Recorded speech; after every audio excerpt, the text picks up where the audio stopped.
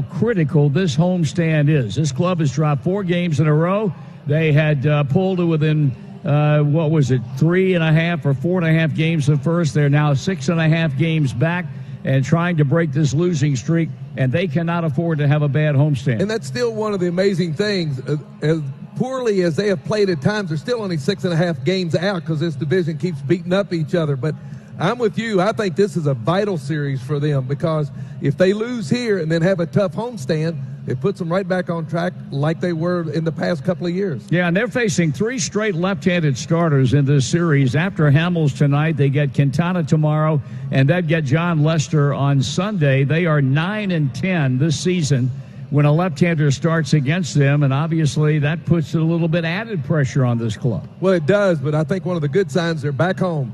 They went out to California, didn't swing the bats very well, but they let us know before they went on this road trip that when they were here at this ballpark, they felt a lot more comfortable. Hopefully that will continue tonight. Well, they've got a winning record here at Great American Ballpark, and you'd like to think that they could extend that. When you're going head-to-head with the number 1 team in the division, you know by night's end you're going to be a step closer, or, worst-case scenario, you're going to be one more step further back. Not relying on anybody else to do anything, because you're playing the number 1 team, albeit by only 1 game over second place Milwaukee. It'll be Kyle Schwarber, the youngster out of Middletown, to lead things off. Our first pitch presented by Belterra Park, Cincinnati. One amazing place to play. Schwarber batting only .230, but if there's such a thing as a hard .230, he qualifies. 17 home runs and 37 runs batted in. A left-handed batter, visiting briefly with catcher Curt Casale, and now Schwarber stands in, and Sonny Gray lines, kicks, and delivers, and it's a strike, and this game is underway. We have got a very balmy 93 degrees here in downtown Cincinnati. We thought the summer would never come. Well, it's come with some fire right now. Yes, indeed it is. Schwarber back in the box, down a strike, with Bryant on deck and Rizzo waiting in the wings. The pitch coming, and that one is taking a breaking ball down and in to even the count up at 1-1 strike. Defensively, Joey Votto at first, Scooter Gennett at second, Eugenio Suarez at third, at short, Jose Iglesias. In the outfield tonight of Phillip Ervin, Nick Senzel, and Yasiel Puig. Call strike. And Curt Casale will do the bulk of the catching now, because when the Reds activated Scooter Gennett, unfortunately, Tucker Barnhart had to go on the disabled list with an oblique strain, and they pretty much said that it'll be after the All-Star break before he is able to come back, and they hope it'll be that quick. Count evens at 2-2 strikes. Cubbies are 7 over the 500 mark. They are at exactly the halfway point right now. Here's a pitch and a chopper foul. 44 wins, 37 losses. That equates to 81 games, or 50% of the season gone. And there are people that root for this ball club back in Chicago that feel like they've got to play better than 7 over 500 in the second half of the year in order to enhance their chances of winning this division. We'll see how that plays out. The 2-2 delivery again, and Schwarber with a half-swing foul ball. He added a nice piece to that bullpen the other day when they got Kimbrel, so that may be a difference maker. Without any question at all, because now you got a guy who probably one day will be in baseball's Hall of Fame. Such a dominant career he's had as a closer with a number of different teams, but as important is they move people into their level of comfort zone and away from being the guy that's got to protect a 1-run lead in the 9th inning. And for people who've never done it before, sometimes they embrace it, but more often than not, it's tough to handle. 2-2 the count, and holding. Schwarber laying a great at-bat on Sonny Gray right out of the chute. And that's a strikeout swinging. He elevated that pitch just a tad. And Schwarber almost came out of his shoes swinging at that pitch, and he's gone. And now the right-handed batting Chris Bryant will step in.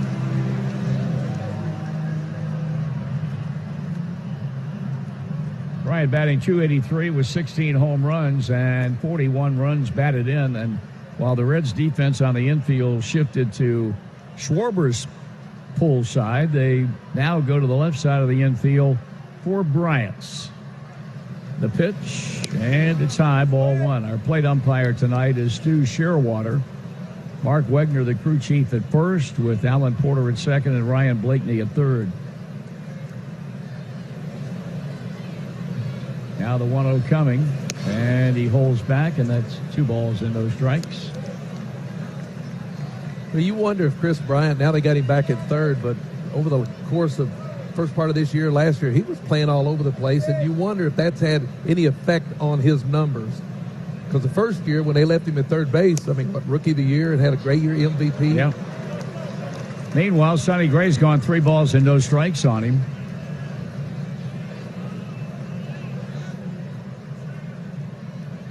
Anthony Rizzo, many consider him to be the heart and soul of this ball club, waiting on deck. Gray needs a strike, and he got it. Sonny 3-5 by way of a record, making his 16th start, 4.03 ERA.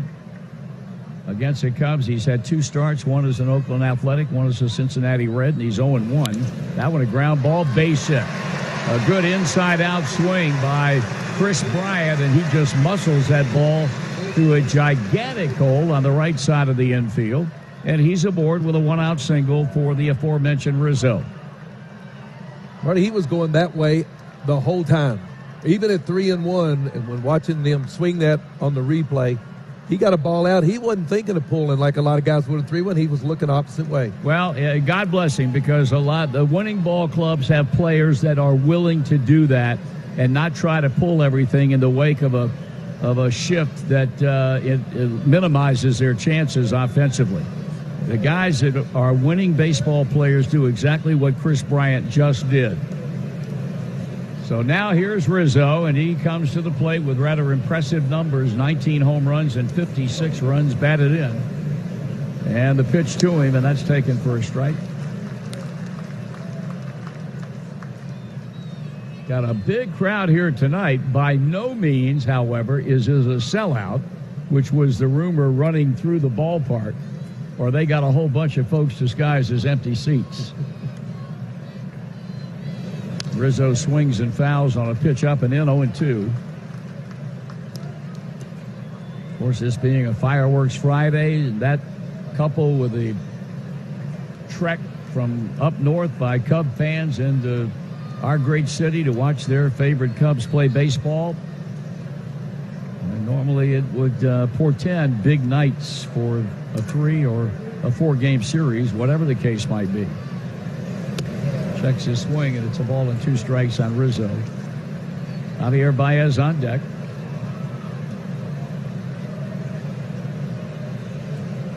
Reds have had their number. They've only played 6 games. But actually they have played so far, yes, 2, 3 in Chicago, 3 in Cincinnati. Swinging and a miss, Rizzo out on strikes, and the Reds have won 4 of the 6 games played, translated into having won both of the 2 series. So punch out of Schwarber, base hit by Bryant, strikeout swinging by Rizzo, and here's Baez.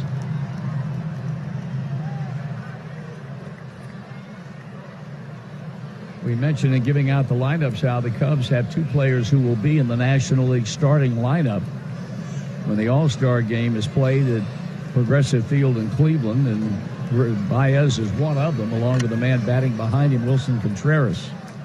Here's a pitch, and that's a swing and a foul ball. 19 bombs, 52 knocked in, along with a .286 batting average.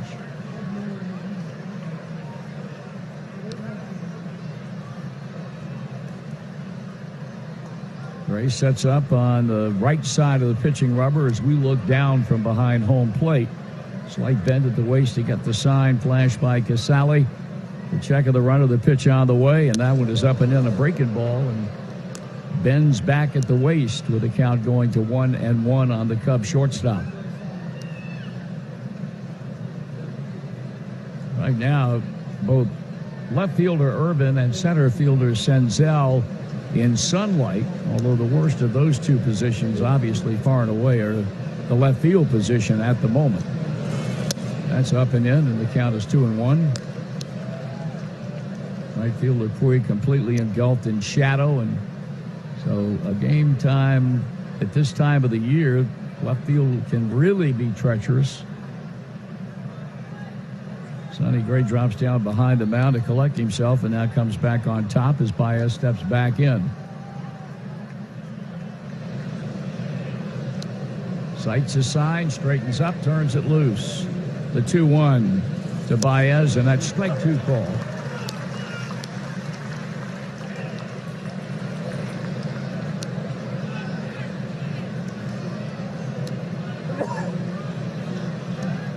This month of June has been a 500 month for the Cubs. They've won 8, they have lost 8.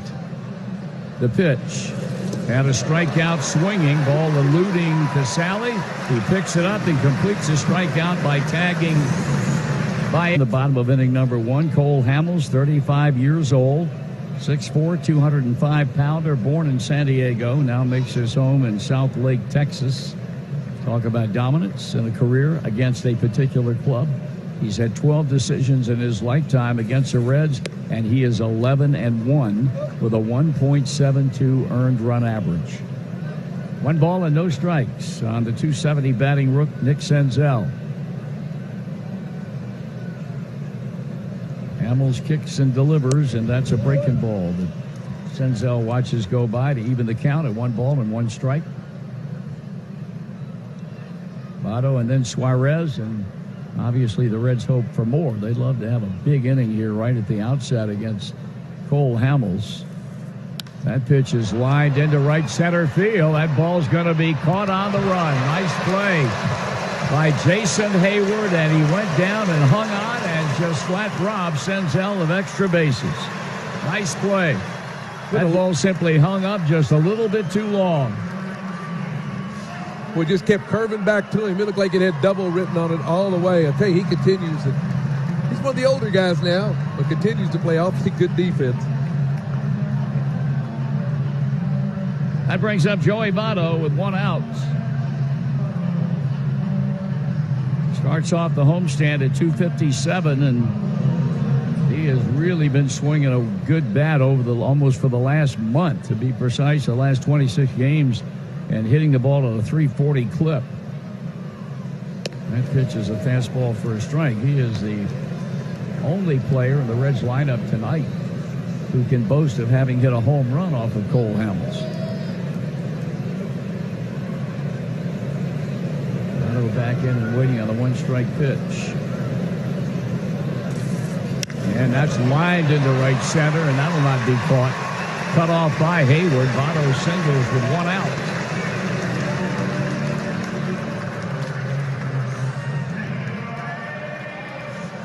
Here is Suarez. You talk about a slump. There are slumps and there are slumps, but very few as long as the one this guy right here is involved in. He has had 11 hits in his last 77 at-bats.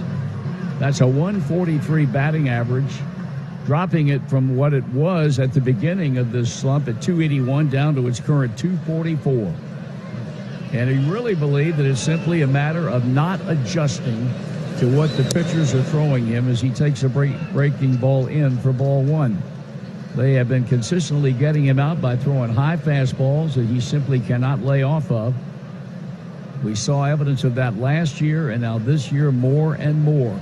They're throwing the ball up there. That pitch is high and away, and it's a ball, a strike, or 2 balls and no strikes. Having said all that, he's on a pace right now to hit around 35 home runs and knock in 90 runs. But then again, home runs these days really are not big deals. Swing and a miss.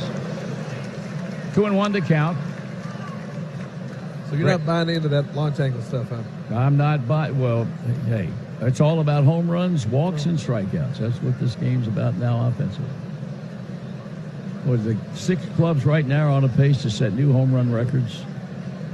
Probably strikeout records, too. I would think. Swinging a foul, 2-2 the count after falling behind Hamels 2-0 on Suarez. Reds on Radio and Cincinnati USA Regional Tourism Network. Welcome Reds on Radio affiliate WCBL AM 1550 from Crawfordsville, Indiana tonight. For endless things to do all year long, stay close to CincinnatiUSA.com. I hope those folks get here tonight. Coming in on 74, 3-2. They had some type of wreck on 74 and had a 2-hour backup. 3-2. I doubt Votto will be running. Hamel sights a sign, straightens up, looks to first, and works. And a ground ball pulled foul to third base.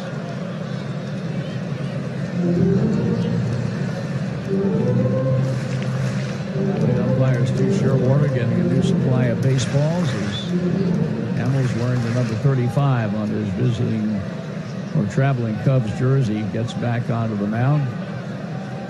Suarez back in the box, hitting against a straightaway Cub outfield. The pitch. 3-4, and the Reds stirring the pot up a little bit here in the first inning. A one-out single by Votto, and now a walk to Suarez. And what's happened since the leadoff batter, Senzel, makes that catch that Hayward made on Nick Senzel is a mighty big catch. So now Puig with 2 on and 1 out.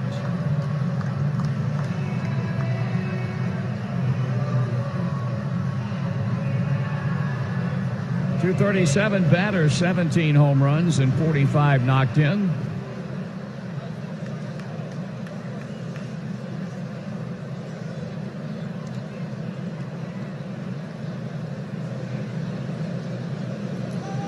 Right-hand batter waiting in the pitch, and it's taken up and in, ball 1. More often than not, the base on balls rather will not be a problem for Cole Hamels. He came into this game tonight approaching the 100 innings work mark, 98 2/3, in which he's walked only 34 batters. So normally that will not be a problem.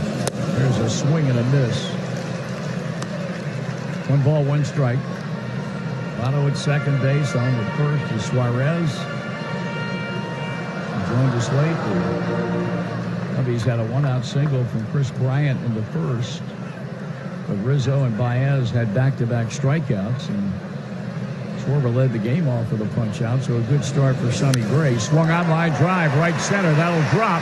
They're going to bring Votto around. Nope, they're going to hold him up. Jason Hayward got to that ball very, very quickly.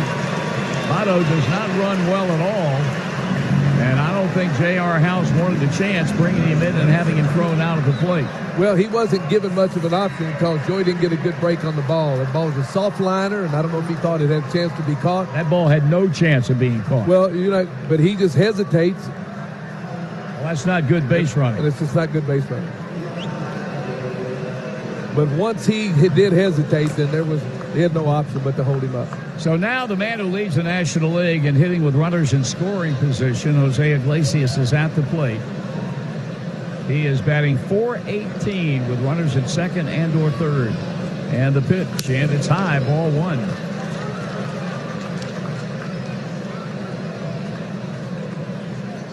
Three straight batters reach. Base hit Votto, walk Suarez, single Puig. 1-0 on Iglesias. Is he getting any All-Star consideration at all? I don't think so. Full foul.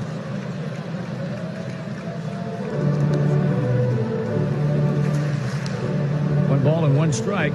I can't argue with Baez being voted as a starting shortstop. I can't argue with that.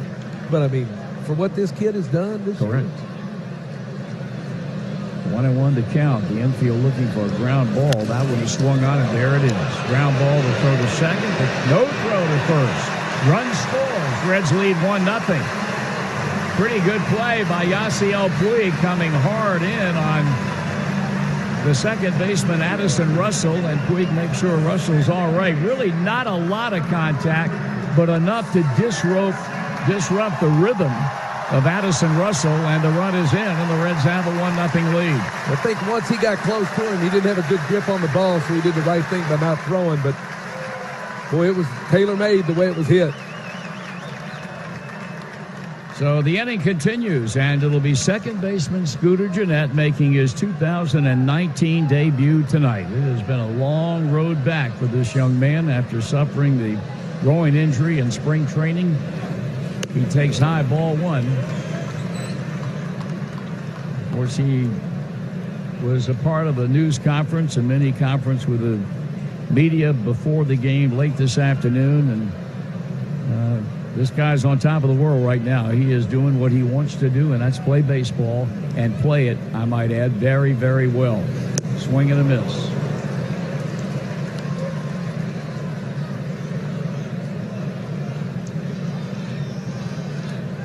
I promise you, his heart is going 1,000 miles an hour right now. 310 average last year, 23 home runs, 92 runs batted in. The 1-1 delivery with 2 outs and a run in, and that's a swing and a miss.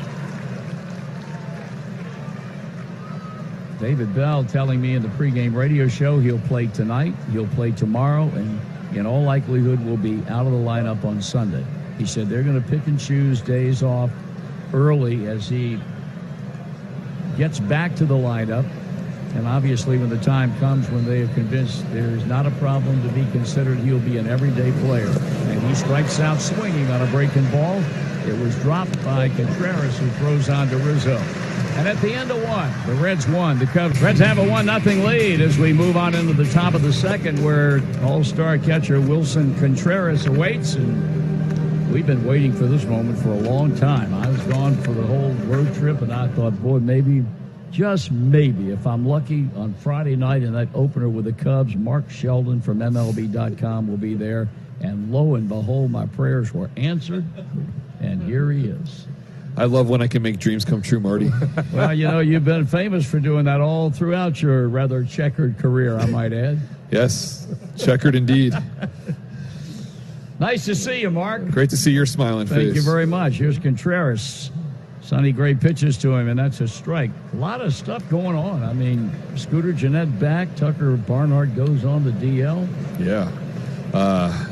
Well, I guess we could start with Gennett. Obviously, they kind of view it as a trade acquisition, sort of, at this point. They're getting an offensive boost when they really needed, although it wasn't very good at that last at-bat. But with all the run production he's capable of doing, the fact that he can hit home runs, he seems to thrive with runners on base. Those are all things the Reds could use right now, and we'll see how it manifests itself. Well, I know you guys had a chance to visit with him after you talked with David Bell between 3 and 4 this afternoon, and I know he's flying high just to be back on the field and back in the lineup. Yeah, he was very itchy to get back in, and he's been excited about it for a while, and he's just raring to go.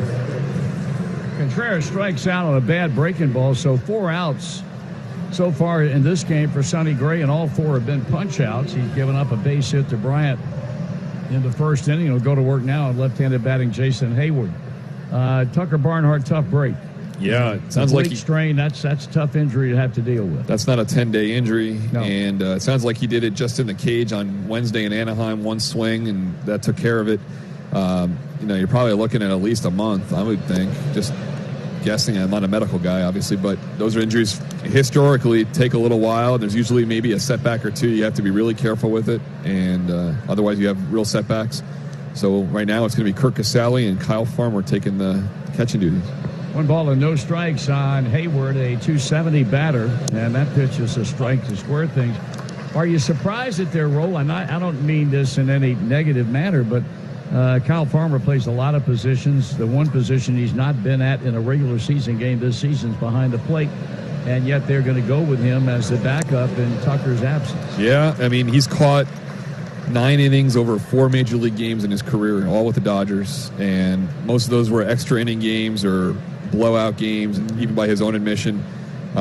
This will be his first real significant time as a catcher in the big leagues. He's done it in the minor leagues, of course, in spring training, but this will be a good, interesting thing. He's been prepping for this all season. He's been working with J.R. House and keeping his skills sharp, but he told me he's never done a scouting report this year with Kurt or Tucker and the pitchers, and that's the first time for this season. He already did it today, and he's going to have his work cut out for him. Yeah, no question, but the kid is such a versatile player, and I mean, he's pretty good at every position he plays. Yeah, I've seen him at second base, and he's been good, and he can even play shortstop in a pinch if they needed it. They like him there. Third base, of course, so we'll see what he can do behind the plate, and if he's not doing well, I guess they could reserve the right to call up someone else. Yeah. Count holding at 2 balls and 2 strikes on Jason Hayward with Addison Russell coming up next. We're chatting with Mark Sheldon from MLB.com. And then there's the ongoing saga of one Alex Wood. That is a saga, isn't it? It really is. Yeah. I got that text message from Rob Butcher while the team was in Anaheim, and I just saw that he had a setback, and I was like, eesh. There's another strikeout as he throws that fastball upstairs, and Hayward can't catch up to it. So 5 punch outs now for Sonny Gray, and he'll contend with the second baseman, Addison Russell. Sounds like Wood will return to throwing this weekend just on the side on flat ground if there's any more setbacks. But I think this is number 4 for him in terms of setbacks. So you got to think, okay, if he does start a rehab assignment within a week or so, you're looking at maybe August, end of July before he comes back, I think. Here's Russell, and he takes a strike. How's your life been? Okay. That was enthusiastically delivered. Yeah, I can't really offer much. Boys good? The boys are great. The pool's great.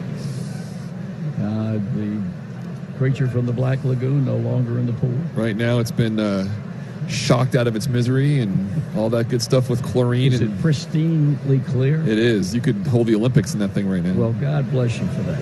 A lot of it's going to probably cost me an arm and a leg to pay the electric bill. That's okay. I'll do that. Swing and a miss on a good change, and the count's a ball and 2 strikes. So now you're here all the way up until the All-Star break. Is that correct? All through the All-Star break. Off a couple of days. No days off. You got me. You're stuck with me. And then Colorado and Chicago. Just Colorado. Bingo. Check swing 2-2. I'm actually going to go up to Boulder the day before to see that city for the first time. I've never been up there. What? Yeah. You're going to like it. That's what I hear. Boy, is it something. I mean, Amanda and I just drive up there and we just walk around. It's such a nice it's a college community. Even the retail area is just beautiful. Did you get a chance to run out there very much? I run in Denver. There's some really nice trails in downtown along the creek, the Cherry River, Cherry Creek River, whatever. And it's really nice to run up there. It's a little dry, but it's nice. Here's a high drive into left center field. Going back is Irvin, leaping up. He got it. Up against a wall, and Phillip Irvin looking up into that sunlight, going from shadow to sun, banged up against the wall when airborne, made the catch. Inning is over.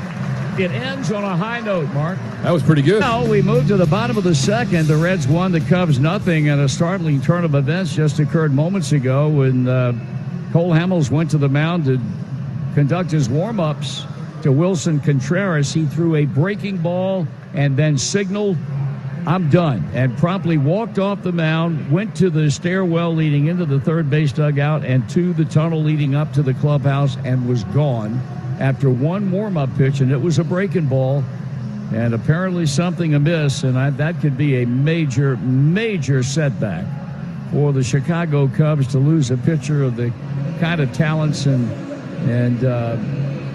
veteran presence that the guy like Cole Hamels can bring to any rotation.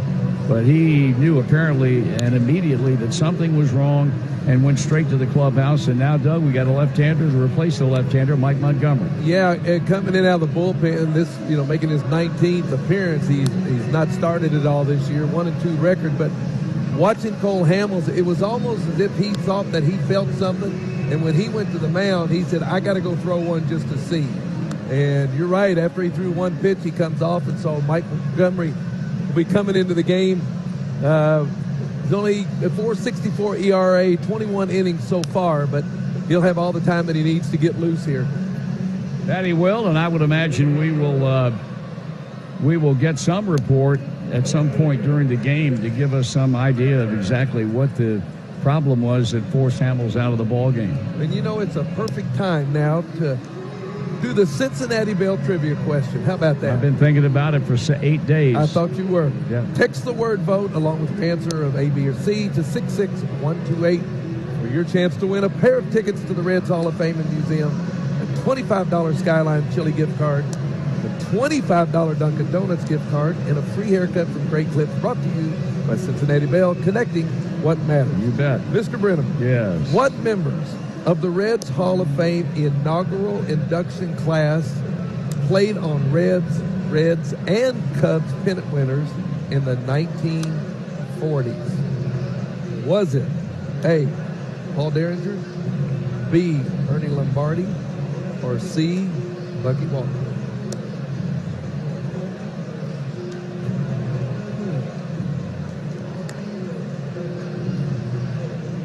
That's a tough question there.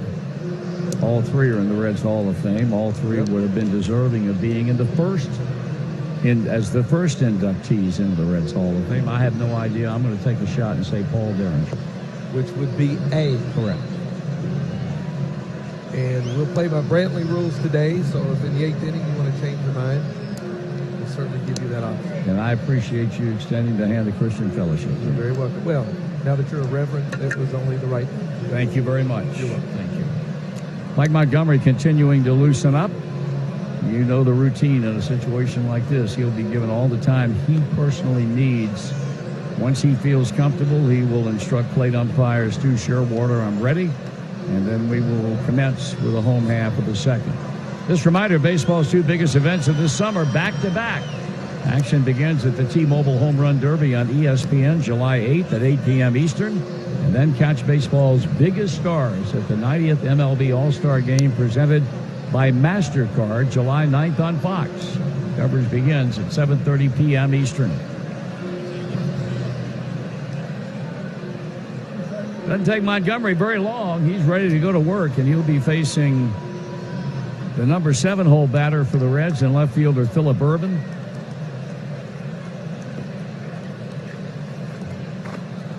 .194 batter, no home runs, and 2 RBIs. I got to believe when he first cracks that first home run, they're going to come quickly then. Because he's certain. All right, see ya. That's gone. How about that for timing? Upper tank home run on the first pitch, and the Reds lead it 2-0. It simply had to happen sooner or later. Young man's got too much power to go any extensive length of time without burning somebody, and he just burned left-hander Mike Montgomery in a big, big way. So Phillip Ervin delivered the Reds' first run of the game, the first home run of the game, the first run back in the first, delivered to you by Integrity Express Logistics, your hometown logistics professional. Visit IELFreight.com. Swing and a miss by Sonny Gray.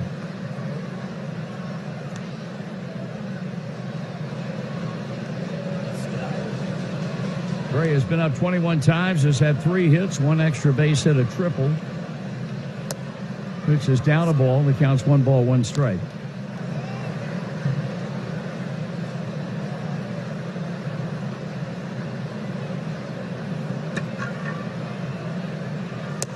Swing and a miss. That home run traveled an estimated 385 feet. Reds home run powered by NOCO. NOCO start dead batteries. Just a bit high, 2-2. His pitcher faces pitcher here in the second.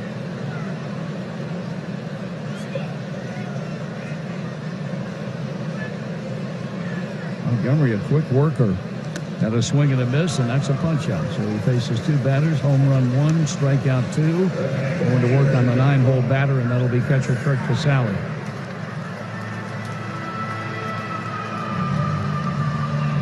The all-too-brief line on Cole Hamels' 1 inning. He allowed 2 hits and a run with a walk and a strikeout.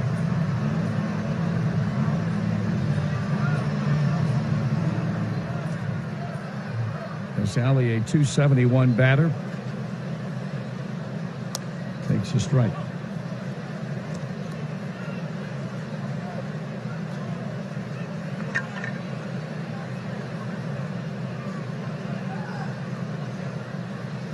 And that one is hit well back into left field. That ball is going to be caught on the warning track, however, by Kyle Schwarber. 2 out. Casali lines out to deep left. And now Nick Senzel will bat for the second time in as many innings. If you're listening tonight on your car or truck radio, by all means, remember to buckle your safety belt. This message brought to you by the Ohio Department of Public Safety. If you're not buckled up, what's holding you back? 2 out, a run in. Senzel robbed of extra bases on the running catch in the right center field power alley by Jason Hayward in the first inning. And Montgomery delivers a low breaking ball.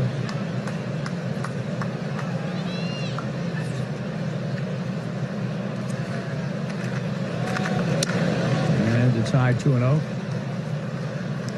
Tomorrow will be a 4:10 game, and then the 1:10 wrap up on Sunday. Milwaukee then comes in Monday, Tuesday, Wednesday, Thursday. The Reds have an off day next Friday, but that'll be a big evening here at the ballpark. The 150th birthday bash. There'll be a ton of people in this ballpark, and everything imaginable will be going on. Band after band after band, all kinds of things to entice people of all ages.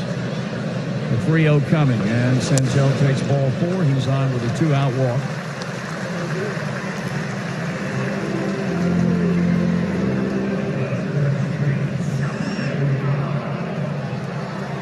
Joey Votto's 1 for 1. He had a base hit, and he scored the first run back in the opening inning.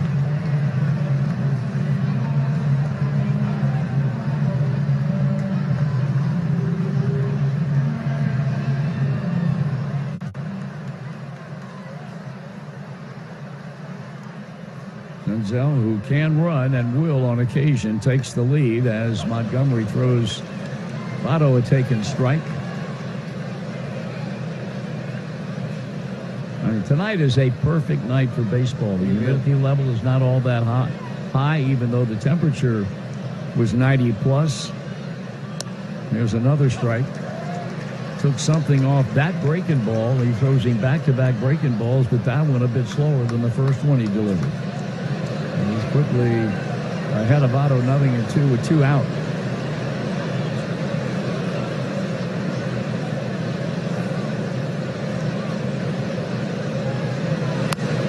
A slow roller. He tried to serve that ball down the third baseline.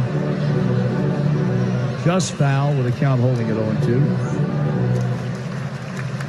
Like I looked up and hit 230. Next thing you know, he's been swinging it better though. Bearing down on 260 right now. And a half a season to get up into the area that you would normally associate with Joey Votto. A bit inside. I think Montgomery might have wanted that pitch, but Sherwater not giving it to him. Reds in front 2-0. Ground out by Iglesias. Got a run home in the first.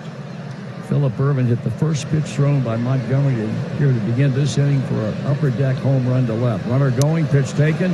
The throw down to second, not in time. Got off the glove of the covering Javier Baez, and that's a stolen base for Nick Senzel. That'll be number 8 of the year. He's second on the ball club behind the 11 turned in so far by Yasiel Puig.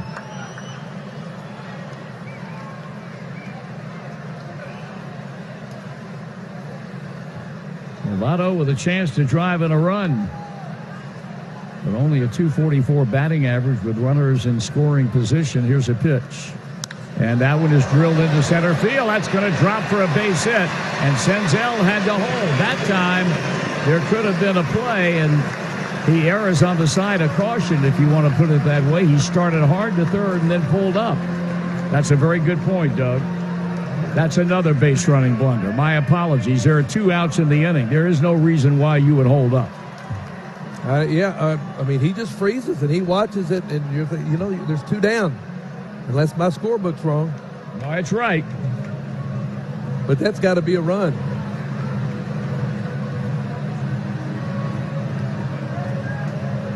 Tommy Hotovy is a pitching coach. He's just now crossed the third base foul line as Eugenio Suarez stands in to bat with runners at first and third and 2 out.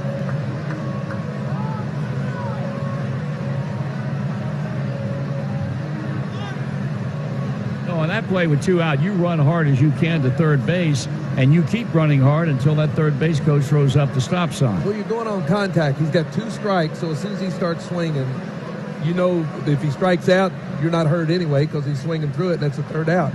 But if he puts it in play, so, I mean, that's just a brain cramp. That when you're playing really good baseball, you eliminate those kind of things. Correct. The meeting is over, and Suarez, who walked in the first, steps into bat. I was checking around the stadium to see if maybe it was up on the board as only one out, but it's got 2 up on the board as well. That swing and a ball strike.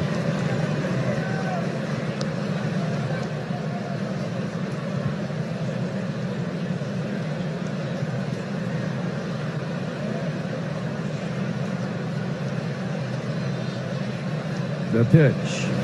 Foul ball, 0-2.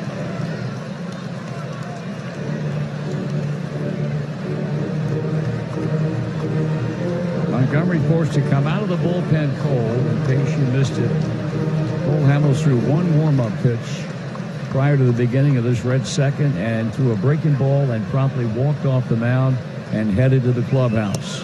1 ball and 2 strikes.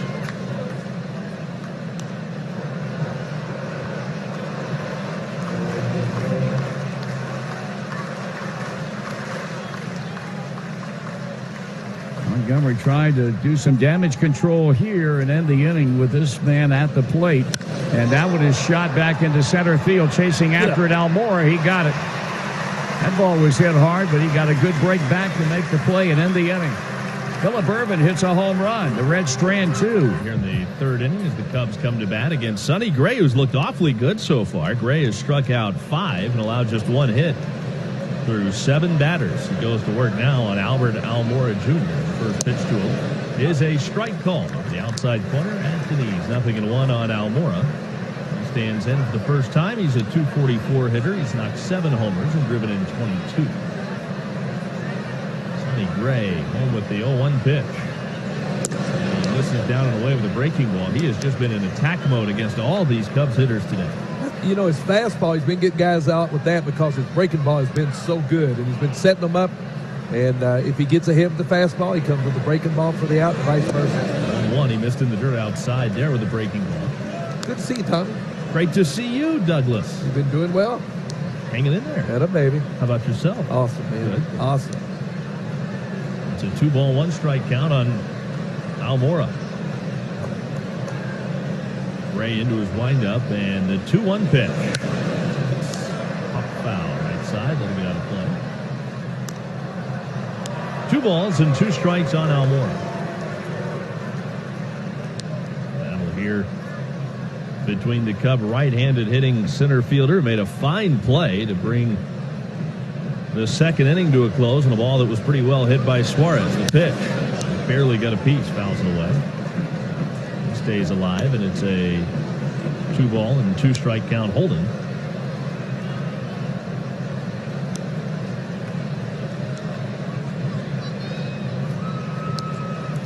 Now Mora whips the bat around, waiting on the right-hander Gray. And the pitch. And he weakly bounces this towards short. Iglesias in to field it. Here's second, and throw in time, and Almora's out. Let's pause for station identification across the Cincinnati Bell Reds Radio Network. A white supremacist gets life in jail for running people over with his car and 2 DUI checkpoints in the Colerain Township area tonight. Those stories and more after the game on the home of the Reds, News Radio 700 WLW Cincinnati. Along with Doug Flynn, Marty Brenneman, our producer-engineer Dave Yitty Armbruster, I'm Tommy Thaw. Great to be with you at Great American Ballpark on a pristine Friday night. And the pitch is high and outside for ball 1 to Mike Montgomery. Hey, 300 hitter, man. There you go. You got to watch out for him. 1 for 3 on the year, so he's got his knock. Here's the 1-0 pitch, and Montgomery swings at this and pops it up. Foul. First base side, Joey Votto over there. Just past the Reds dugout and the warning track to make the catch on that foul pop.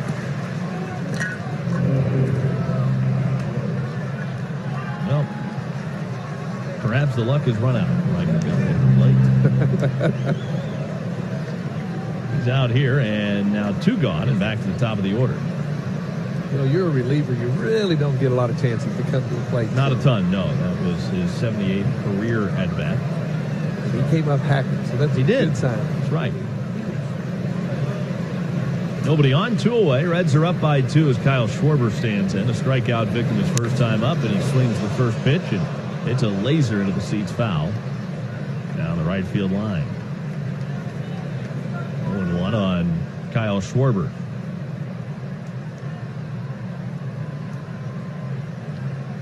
Cubs coming off a 5-5 homestand. They had 3 series and split all 3 of them. The pitch, and this is lined up the middle, and it goes past Iglesias, and it'll trickle into center field. That, I think, went off his glove and maybe scored an error. Now, that had some knuckling action, it looked like, but it was virtually right at Iglesias, maybe a step to his left. That ball just got through him. It was sinking on him. Schwarber's aboard. We'll see how that's scored, if that'll be a hit or an error. Yeah, he didn't see that ball very well. No, he didn't. That's pretty obvious because. So I don't know if it had some stuff on it, but and they rule it a base hit. No, E6. Did he say E6? E6.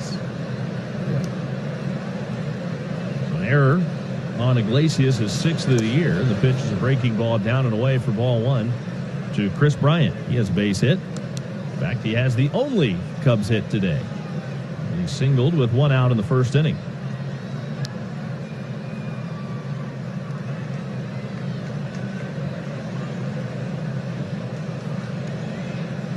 Right-handed hitter, right-handed pitcher. Bryant waiting. And the pitch. Gray deals him a strike at the knees. A 3-hit game, including a home run on Wednesday. A nice homestand. And 3 RBIs on their just completed homestand and hit over 300. The pitch. Bryant reaches for it, pokes it foul out of play.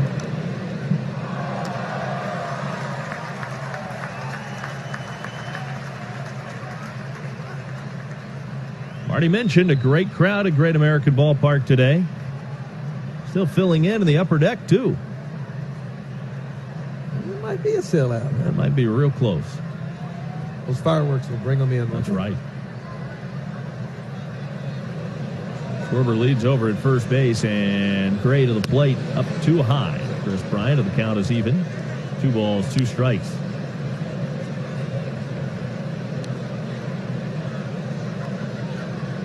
That's astonishing what you said earlier about the Cubs fans that you met in your hotel. Yeah. He said they could drive down here, get a hotel, and it's a lot easier to get good seats and get into the game and cost less. The 2-2. And this is line to third, and Eugenio Suarez, a little bunny hop, reaching up to make the catch, and the inning is over. Extra innings on News Radio 700 WLW. Chris Bryant made the game's 15th out on a line drive to the third baseman, Eugenio Suarez. The game's 15th out brought to you by Geico. Saving you money on car insurance has been Geico's home run for over 75 years. Get a quote today with a proud partner, Major League Baseball, at Geico.com. Geico, so easy, a caveman can do it. I know something that's right on the tip of your tongue that you've been wanting to know is who's tonight's Toyota Tundra Home Run Challenge contestant. I've been very curious. All right, well, I'm going to tell you. All right. It happens to be John Brown of Westchester, Ohio. Okay, good luck, John. And how about that? So, all of the home runs hit by a Reds player during tonight's game, and hits that Toyota sign located between the PNC power stacks. Big John's going to win him a new 2019 Tundra. Wow, courtesy of Cincinnati, Northern Kentucky Toyota dealers. I like it. Let's do it. Sounds good. Good luck. 2-0. Reds have the lead. Yasiel Puig in an 0-2 hole against Mike Montgomery. The left-hander deals, and the pitch is in too tight to Puig. It's a 1-ball and 2-strike count. Puig starting to show some signs, and maybe he's heating up a little bit. He homered Wednesday in Anaheim. He rolls this one foul over by the Reds dugout. A ball and 2 strikes. He lined out on that road trip at a ball, I think they had exit speed of 113, which is one of the hardest hit balls I've ever seen. And, I mean, the pitcher almost looked like he wanted to try to catch it, and then the center fielder got it. Man, it was hit hard. Yeah, he's starting to square some up with a little more regularity. The 1-2, and this is a 1-hopper. Backing up is Baez, the shortstop, to field it to his backhand. Long throw, but in time to get Puig hustling down the line. He's out, 1 away in the third. Now Jose Iglesias, who made a rare error.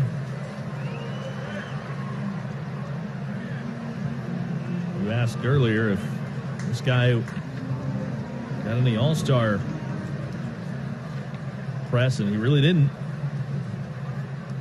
Here's the pitch to Iglesias, and it's too high for ball one. You look at the numbers he's putting up. I mean, we see the shortstop that he plays on a regular basis. I mean, he is dazzling out there. We've talked about how enjoyable that is to watch. The 1-0 pitch, and Iglesias takes a strike over the inside corner, 1-1, but I think his offense, because of that, gets overlooked. I mean, he has been right around 300 all season. He's driven in 30. The 1-1 pitch, and Iglesias hits a bullet right at Baez, who makes the chest-high catch at short. And that ball hit right on the button.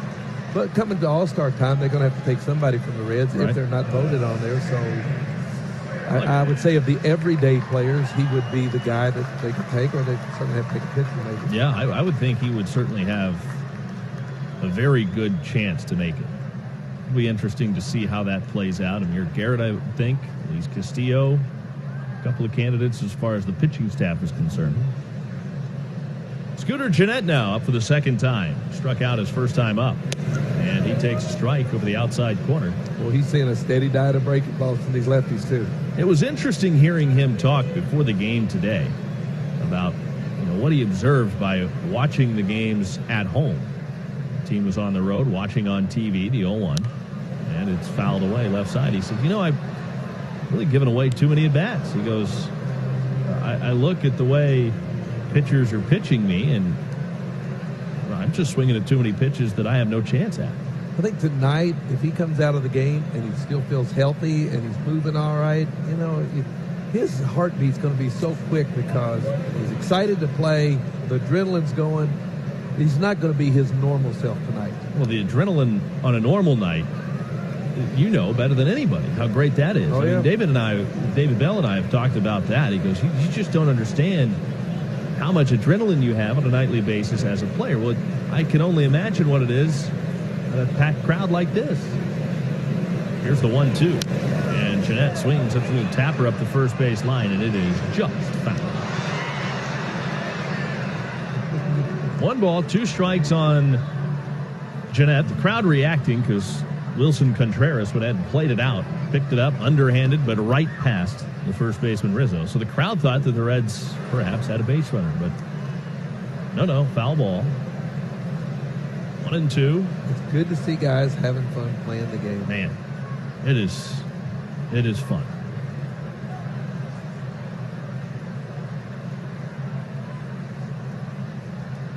The 1-2 pitch. In the dirt outside. A good job by Gennett. Did we ever decide what the theme was for the fireworks tonight? I don't think so.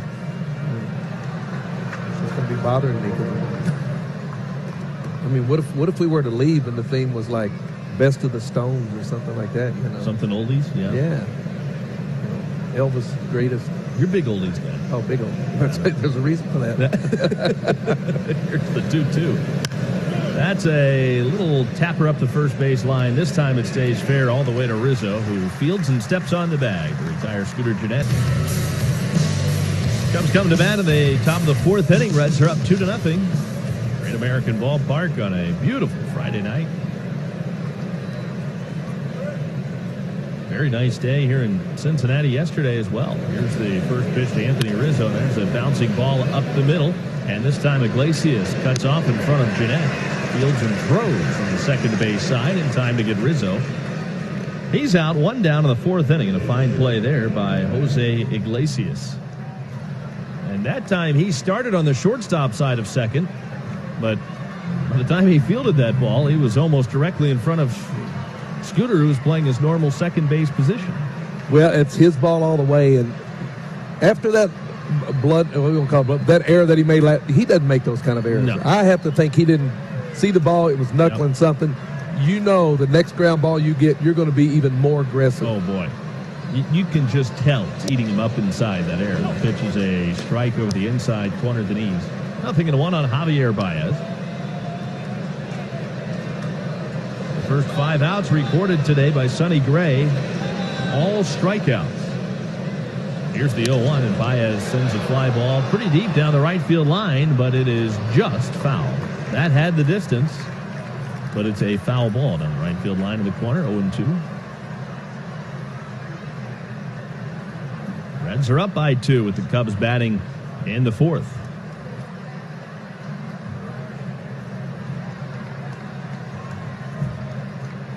If you're just joining us, Cole Hamels left this game after 1 inning pitched. Gave up a run on 2 hits, a walk, a strikeout. He threw 1 warm-up pitch before the Reds came to bat in the 2nd, and now strike 3 called. Baez punched out by Stu Sherwater, the home plate umpire, and that's the 6th strikeout of the game for Sonny Gray, and now 2 away in the 4th inning. But Hamels came out, threw 1 warm-up toss before the Reds hit in the 2nd, and then just walked off the field. But that was it. Mike Montgomery has been in, and he's been the one tasked with trying to chew up some innings now for the Cubs. Bases are empty, 2 outs as Wilson Contreras bats a strikeout his first time up. Sonny Gray steps back into his windup, and he brings it in, and Contreras takes low to the outside corner. That's a good breaking ball he has tonight. That one just missed, but you can keep it around the plate like he's doing. That is super. He seems to have pretty good command of it for the most part. Yeah. I mean, not only does it have good bite, but he's able to locate the pitch swinging. Fastball into Contreras, ate him up, and it's a 1-ball, 1-strike count.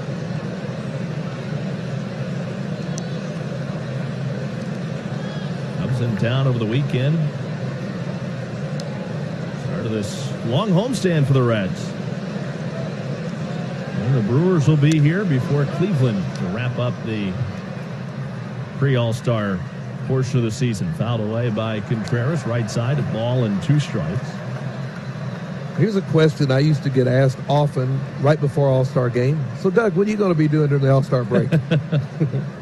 Pretty easy to answer. I go home, go fishing. There you go. So I'm asking you, you got any plans? I'm going to head down to Florida for a few days, Little boy. Yeah. Should be good. Here's the 1-2 pitch to Contreras. Up and away. 2-ball, 2-strike. Lived there for 7 years, and, I would get to the beach periodically, but never really just an extended kind of beach stay while I was there. It was a day here or there, and so I think I'm going to go spend a few days on the beach. Little boy. The 2-2. And there's a ground ball to third. Backhand pick by Suarez near the bag. Long throw, but in time. And Contreras is out.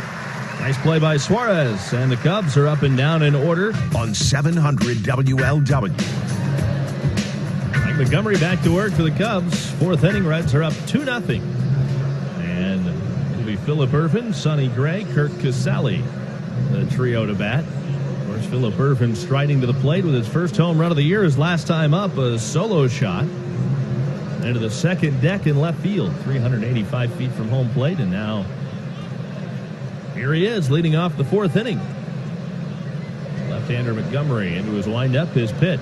And Ervin takes 2 low.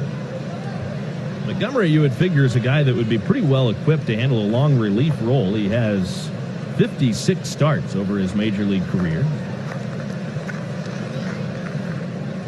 Almost 100 more relief appearances. The 1-0 pitch, and that's in there for a strike. 1-1 on Phillip Ervin, but he's a guy that is familiar with that. He's their long guy, so he should be able to chew up some innings. Oh, yeah. And, I look at Ervin. Last time he was up here and he played a little bit, they sent him down. Then he went on this homer streak. I think he hit 2 on back-to-back days, 4 home runs in a couple of days. So, once he gets going, if he starts seeing the ball good, he's not that big a kid. He's put together pretty well, but, man, he's got some power. Yeah, we saw that in spring training quite a bit. Yeah. The power that he possesses. Here's the pitch. And there's a little tapper foul at the plate, 2-2. 2 balls, 2 strikes on Phillip Ervin. He has handled what has been, I'm sure, a difficult journey this season. Back and forth, the pitch. And that is lined to right center field. That's a hit. Over to cut it off is Almora, but he can't. It's by him and to the wall. And Ervin racing into second base with a leadoff double. A leadoff home run to the second, and now he rips a line drive to the wall in right center for a 2-base hit, his second at bat. And the Reds are in business to start the fourth with Sonny Gray coming up in a definite bunt situation. Boy, that is a good swing. Ball on the outside part of the plate, and he doesn't try to pull it, goes with it, hits it with some authority in the gap. Good to see. I mean, he's a very quiet kid, so it's good to see him doing well. Well, and the thing about a guy like Phillip Ervin with the power that he has, it's nice to see a line drive the other way like that. Exactly. Sonny Gray comes up empty on the bunt attempt for strike one. Mike Montgomery broke into the big leagues with the Mariners in 2015. He was a first-round pick of the Royals back in 2008. 36th overall selection.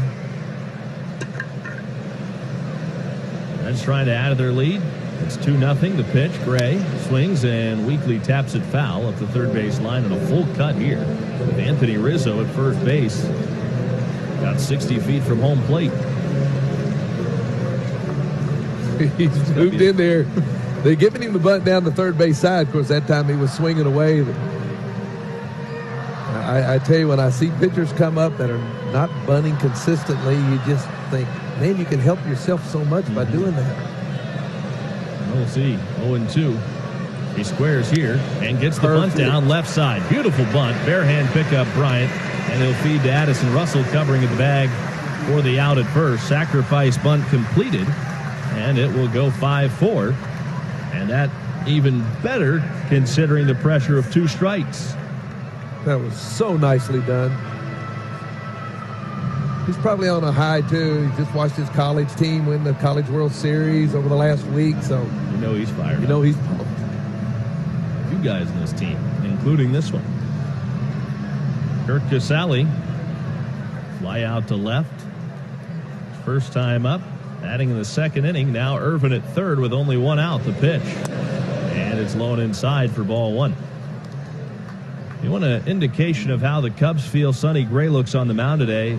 Joe Madden is playing his infield mostly in all the way around, not quite all the way into the grass. Baez back in the baseline at short. And the pitch misses down and away to Casale. It's 2-0. Addison Russell is shifted on the shortstop side of second base. He's about the same depth as Baez. Bryant, meanwhile, at third is even with the bag. Same story with Rizzo, playing in at the cut of the grass on the right side. The pitch. And 3-0 as the pitch misses badly low and outside.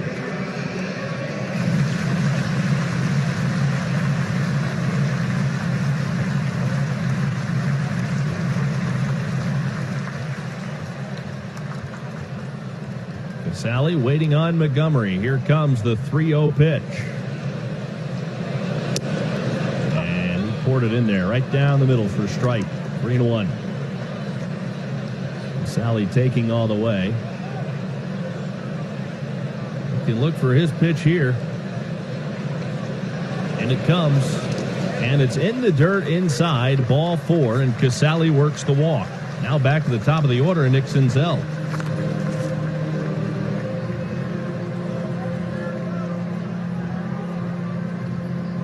Runners at the corners with one out as Senzel comes up. A walk and a line to right today.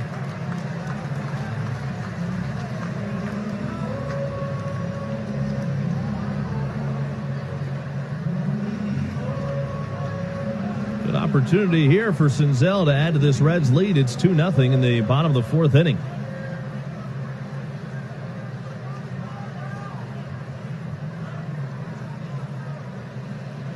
Montgomery brings it in, and Senzel sends a fly ball to left field towards the line. On the run and diving Schwarber, he can't get it.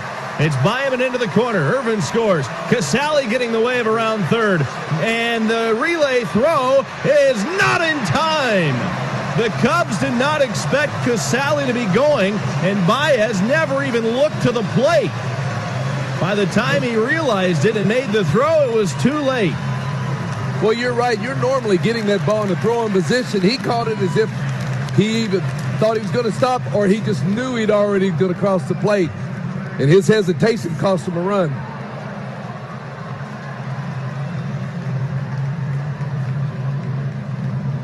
So the Reds get 2 runs on the double into the left field corner by Senzel. His 24th and 25th RBIs of the year. The Reds double their lead. It's now 4-0 as Joey Votto comes to the plate. Baez, that's just him falling asleep on the play. The pitch is a strike to Votto, and it's 0-1. Well, being an old infielder, you look for that other trailing infielder, too, to be telling you what to do. But he wasn't anywhere in the picture either. And I don't know. So Russell has got to be over there letting him know, hey, you got to play at the plate. And now Votto rips a line drive into right. J.R. House giving Senzel the wave. He'll score standing. The throw into second, an RBI single for Votto. It's 5-0 Reds.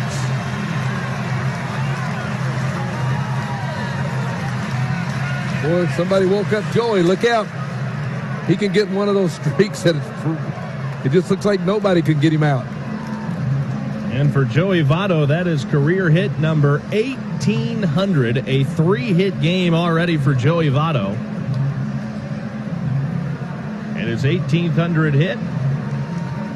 That's a run batted in. And Tommy Hotovy, again out of the mound, the Cubs pitching coach, to have a word. Congratulations on Joey Votto, and nice applause. They make the announcement that it is hit number 1,800.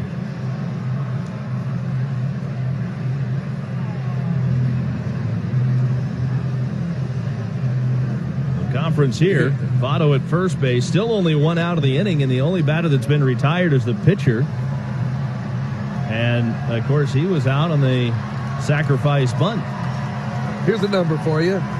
Joey Votto's a good hitter, Jude. Right. All right. He's only 2,456 hits behind Pete. Isn't that remarkable? Amazing. Amazing.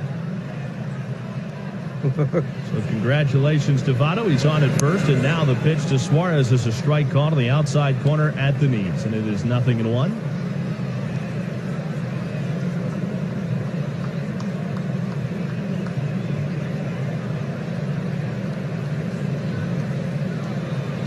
The pitch to Suarez, and he takes a little bit low and inside for a ball, and it's 1-1. 1 ball, 1 strike. Runner on at first with 1 out. A 3-run 4th inning for the Reds, and they lead it 5-0. Here's the pitch, and Suarez takes low and outside. 2-1.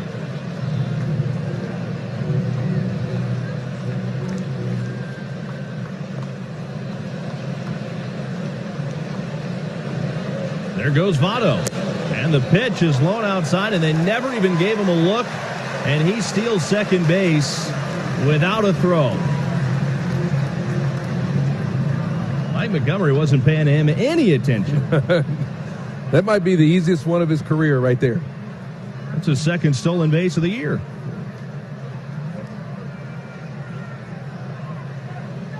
Three and one on Suarez. Here's the pitch. And ball 4.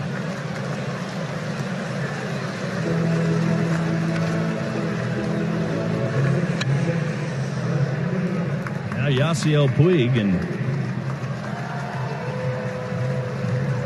he will bat with Votto at second, Suarez at first. Puig a hit in 2 trips today, ground out his last time up, singled his first at bat.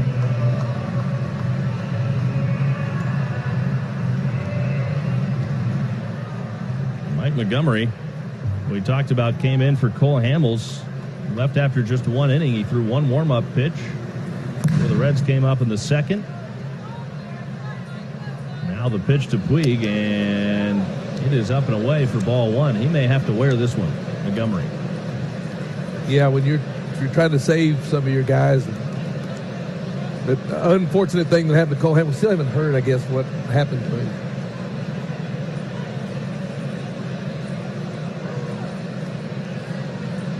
Here's the 1-0 pitch to Puig. And it is low and inside. 2 balls and no strikes on Yasiel Puig. Montgomery starting to fight his command a little bit now. He's walked 2 in this inning. First he walked Casali, and then the walk to Suarez, and now Puig takes a strike on 2-0. He still has the count in his favor.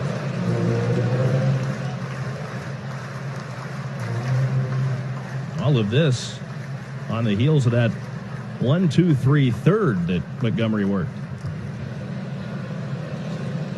Looked pretty good there, and now the 2-1 pitch. And Puig rips a line drive into left field. That's a hit. Votto to third and holding. And into second, Suarez, and the Reds have loaded him up.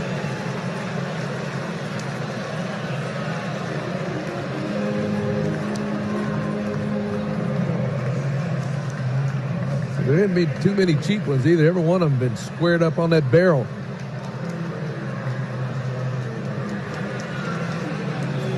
Here comes Joe Madden out now. Is that Joe?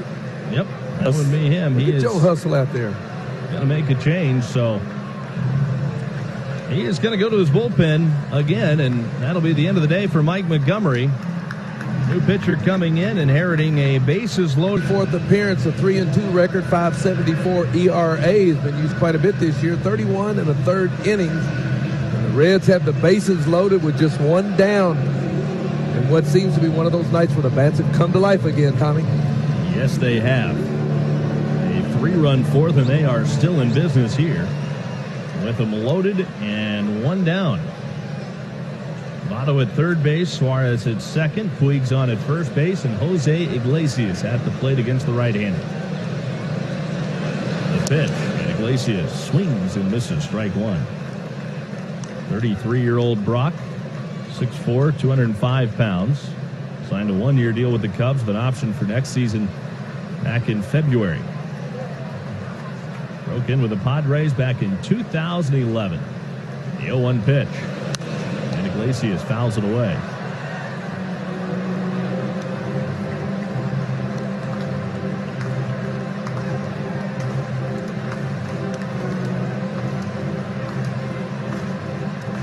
Last year, finished up with Atlanta where he went 1-2 and an ERA just over 1.5. It was his first time in the National League since 2012. But the results that he had last year with the Braves not reflected this year, and now Iglesias sends a fly ball deep to right center field. Almora will chase it down just on the edge of the warning track and make the catch, but it's deep enough to score Votto from third.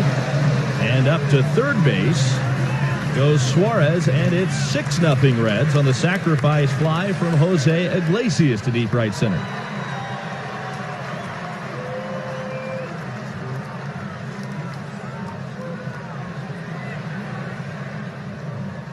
And now Scooter Gennett.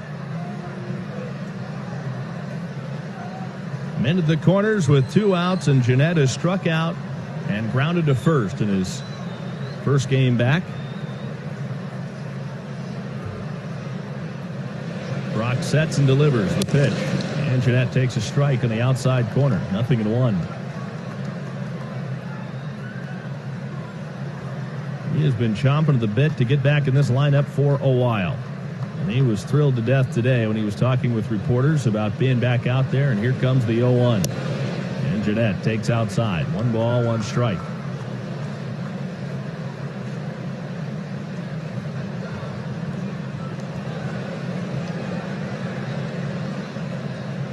Left-handed hitter. Right-handed pitcher.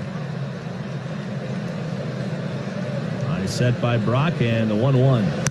And Gennett grounds this one to the second baseman. Addison Russell fields and throws him out. The inning is over, but a good round for the Reds in the fourth. They put up 4 and stretch the lead to 6-0. Back to Marty Brenneman.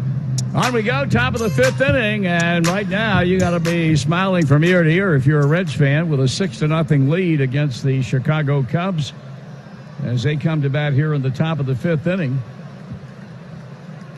Jason Hayward, who earlier batted in the second and struck out, will stand in to kick the inning off. Sonny Gray with the first pitch of inning 5, and it's high a ball. This is a rarity for Sonny Gray because normally he doesn't get a whole lot of runs to work with. But tonight, a different story. 1 in the first, 1 in the second, and a big old 4 spot in the 4th inning when the Reds bat around.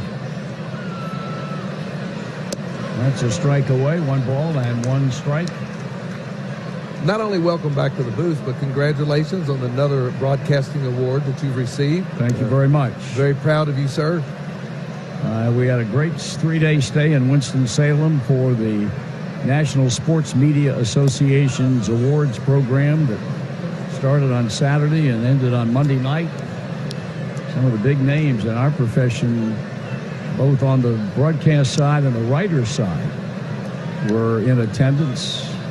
Bob Lee, Doris Burke.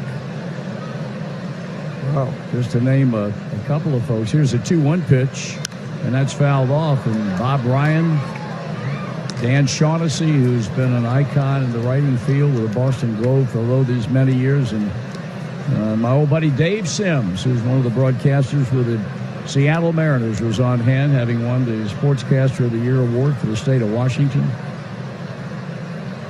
Here's a pitch, and that's down the ball. It's 3-2. First time I've been in Winston-Salem, North Carolina in 45 years. Is that where you saw my buddy Tubby? I did. We had the pleasure of seeing Tubby Smith on Monday night. He came over from High Point for the express purpose of seeing Amanda and me, and I was stunned. And had a great time renewing old acquaintances, and he and his wife Donna are very happy in High Point. And really, it's amazing because it's a full circle thing for Tubby. He began as a college player at High Point College and now goes back to coach him as a university.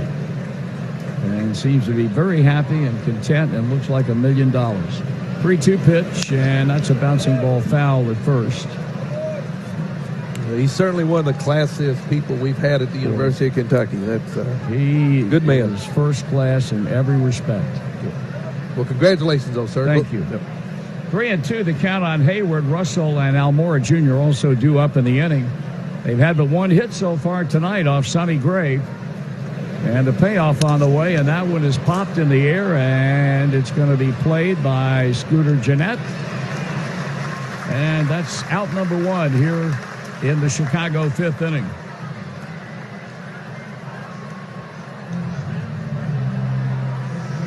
Russell drove one back into deep left center field in the second inning, only to have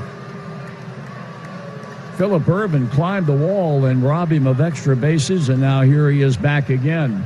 Vans LaRosas is proud to once again present strikeouts for slices from LaRosas. Whenever Reds pitchers combine for 11 strikeouts in the game, everyone inside of Great American Ballpark wins a free small one-topping LaRosas pizza.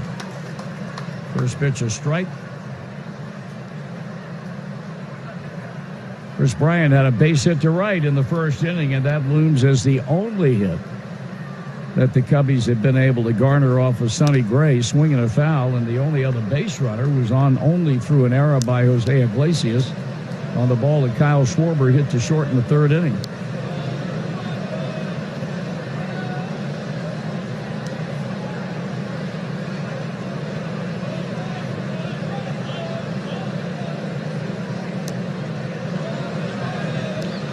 Ready with the 0-2 pitch.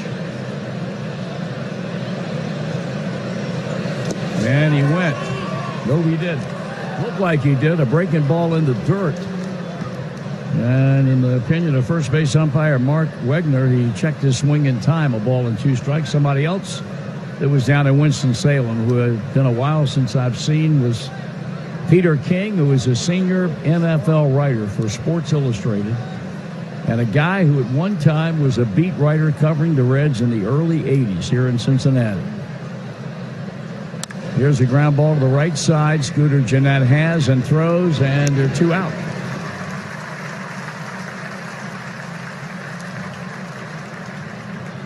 Albert Almora Jr., a bounce out to shortstop leading off the third inning.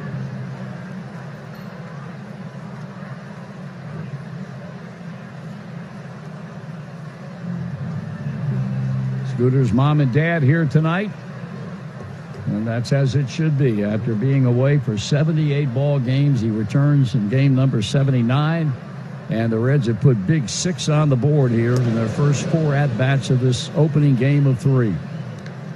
Ball 1.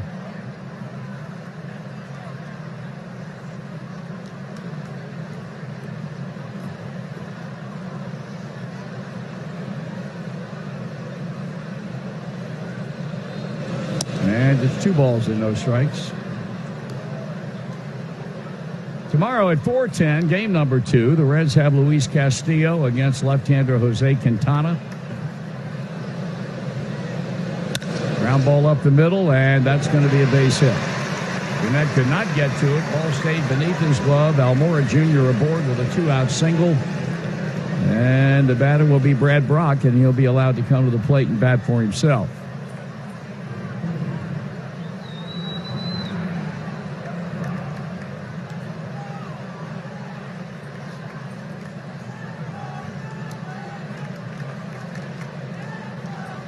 So Brock gets a rare at bat as relief pitchers go. And you consider the circumstances that the Cubs find themselves in, and the decision by manager Joe Madden to allow Brock to bat for himself. He's been to the plate once this season, and that first pitch taken, ball one. And he made contact. He's also had one sacrifice bunt, so a couple of at-bats, one that counts, one that doesn't. Almora Jr. taking the lead. The pause by Gray to pitch on the way, and it's 2 balls and no strikes.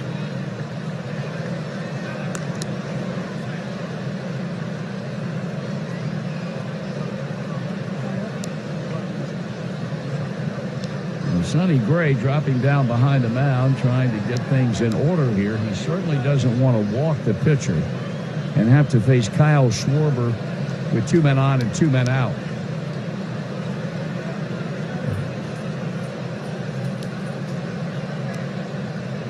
So he needs a strike here in the worst sort of way, and he got it, 2-1.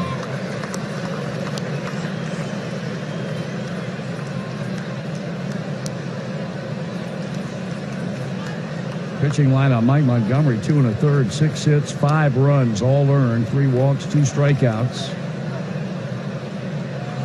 And that one is lined to right, and it will be glathered in by Puig, and the inning is over. Brock hit it hard. Puig with MLB at bat. Follow the action with game tracking and video highlights, along with up-to-the-moment stats, standings, breaking news, and more. Download MLB at bat right now. Your #1 app for the Cincinnati Reds. How about a little Ask Marty, sir? Bring it on. All right. You can ask the Hall of Famer to give his thoughts on any subject, baseball or non-baseball, presented by CBTS. Today's question comes from @SD / whatever that thing is, Allspall. That's fine for me. All right. With the increase in home runs, do you think anyone will hit a home run cycle? Negative. Solo, 2-run, 3-run grand slam. That's what it's... I doubt it. So that would take care of the second part of the question. If so, who do you think could do it? Nobody. There you go. That takes care of that. Don't beat around the bush. Tell it like it is. I mean, why string it out? Let's see, that's 1, 3, 6, well, 10 RBIs. I think Walker Cooper back in the 40s had 10 runs batted in the game, swing and a miss. How many Scooter had? He had 10, didn't he? Did he have 10 when he hit the 3 home runs? Grand 4 home runs, rather. Grand Slam, he had 4, 7. He might have had 10. Yeah, he might have. Phillip Ervin having a big night tonight with a home run and a double. And he swings and sends a fly ball into left, but coming toward the line to make the grab is Kyle Schwarber, and that's out #1 here in the bottom of inning #5.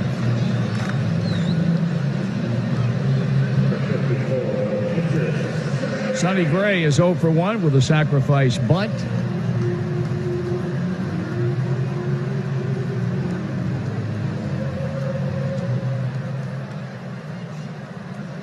Reds obviously have had a lot of action on the base paths through the first 4 at-bats of the night, with the exclusion of inning #3 when they were retired in order. First pitch, a swing and a miss.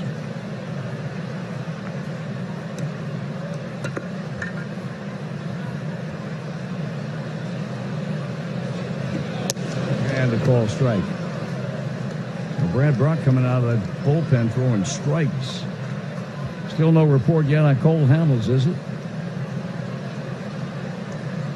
Here's the 0-2 pitch. And that's strike 3 call. Went away, got the fastball over on the outer half of the plate. Punch out #1 for Brock. And he'll go to work with 2 out and the bases empty on the 9-batter Kurt Casale.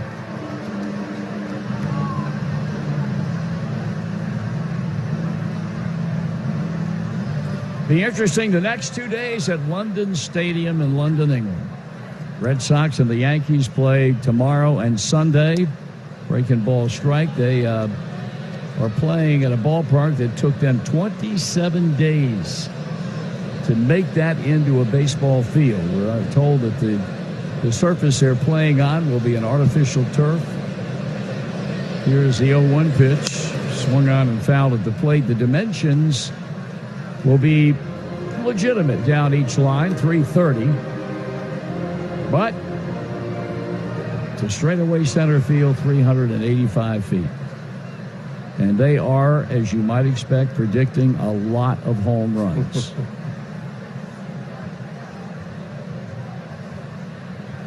Nothing in two. The count on Casale with 2 men out. And he strikes out swinging, and Brad Brock turns in a 1-2-3 inning. We have the engineer, producer, and our spiritual leader and mentor, Dave Yiddy Armbruster. We're back at Great American Ballpark. We're in the top of the 6th.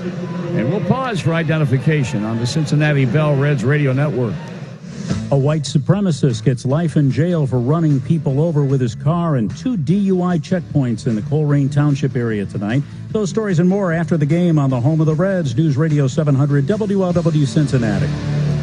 It'll be the top of the batting order up for the Cubs here in the 6th, led by Kyle Schwarber. Earlier tonight, a moment of silence to the memory of a gentleman who was truly one of the great citizens in the history of our great city, John Williams Jr., who was former president of the Cincinnati USA Regional Chamber and a man who played a very, very prominent role in the sales tax levy that led to the construction of both Paul Brown Stadium and Great American Ballpark. And sadly, John Williams passed away on Saturday at his home in Bellevue, a man who made such a positive impact on this town that in 2017 he received the Great Living Cincinnatian Award from the Cincinnati USA Regional Chamber. And certainly our thoughts and our prayers go to the family, his wife Frances, and 8 brothers and sisters due to the passing of John P. Williams Jr. Kyle Schwarber takes the first pitch strike. He struck out and reached on an error by Iglesias back in the 3rd inning. '80th pitch of the night right here for Sonny Gray, and that shutout is going to be gone, or is it? High, deep drive to right, and making the catch on the warning track in front of the staff mark sign in right field is Yasiel Puig. I think it's safe to say that Schwarber got under that ball just enough to keep it in the ballpark and become a loud first out here in the 6th inning.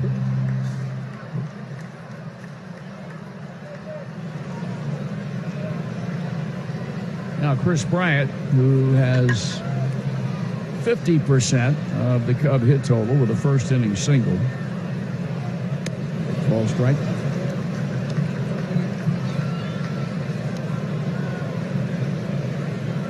These two teams playing here 3 games, and then it'll be right after the All-Star break when the Reds leave and go first to Denver to face the Rockies, and then go into Chicago to face the Cubs. 1 ball and 1 strike.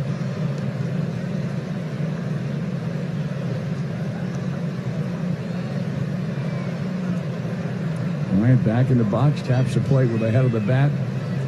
Outfield just about straight away. And the pitch to him, and that's a swing and a miss on a fastball diving down and in. Bryant had a big cut and came up empty. Still have my certificate from doing my first night game at Wrigley Field since I retired from playing ball when I went with you last year to do the game. Really? I'd never seen a night game yet. Spectacular now. It sure is. I can remember the first night game the Reds played there, and it was almost surreal.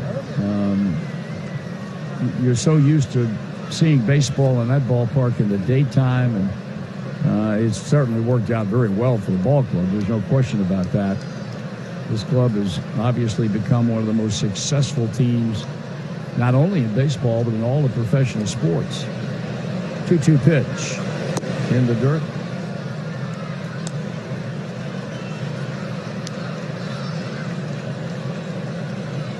Sonny Gray has run the string out on Bryant with Rizzo to follow. 1 out in the inning. He lets fly with a payoff pitch, and he walked him. That's the first base on balls given up by Sonny Gray, and now it'll be Rizzo. Western and Southern Financial Group wants to strike out cancer all season long. Every time a Reds pitcher strikes out a batter, Western and Southern will make a donation to the Barrett Cancer Center. As Western and Southern says, when it comes to fighting cancer, we are all in this one together.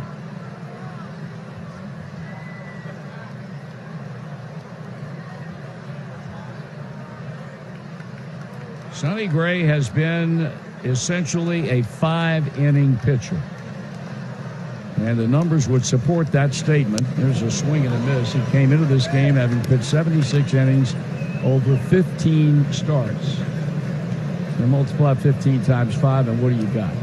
Amazingly, you have 75. 5 innings is the 9-inning complete game of this century. Swung on ground ball, second should be. Flip it, Scooter to Iglesias, deal into Votto, and that is a double play.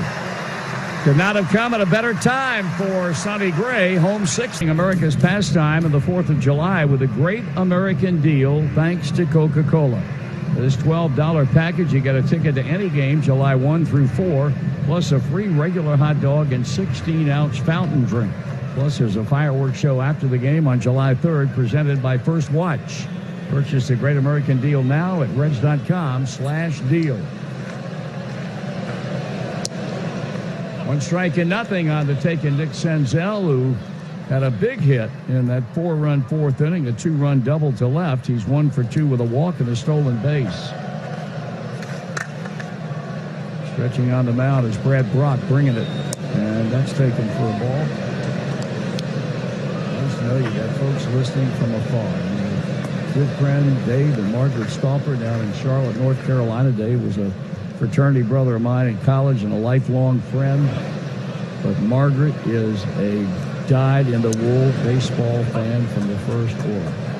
Just texted me and said, Votto is hot. She absolutely correct. Big-time fan, boy.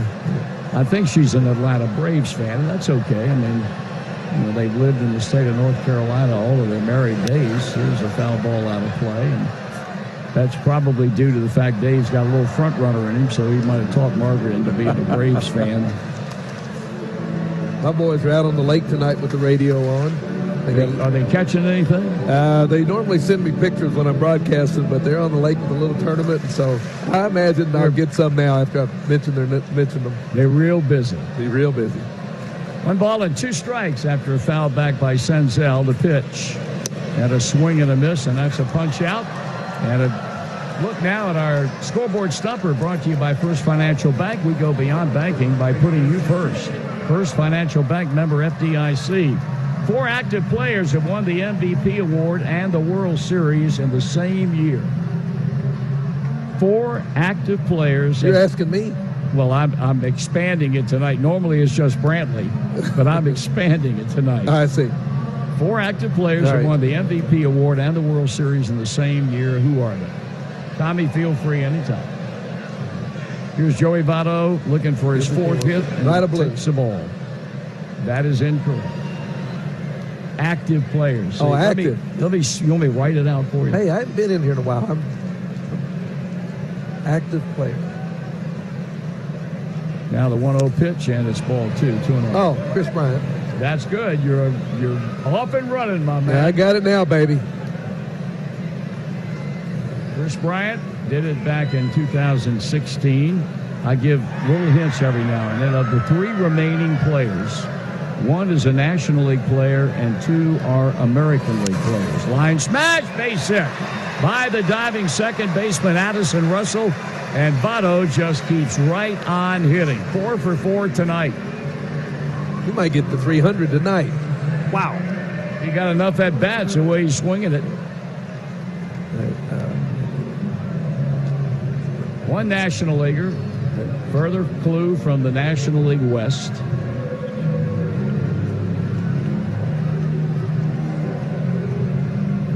And the other two from the American League, one is from the AL West and one is from the AL East. Pitchers? No. No pitchers involved, right? Eugenio Suarez has walked twice and would surround a line out to center, and he takes a strike. Tommy, you're not much help at all. None. I'm Sitting there concentrating like on the game. petrified wood. You think, you know.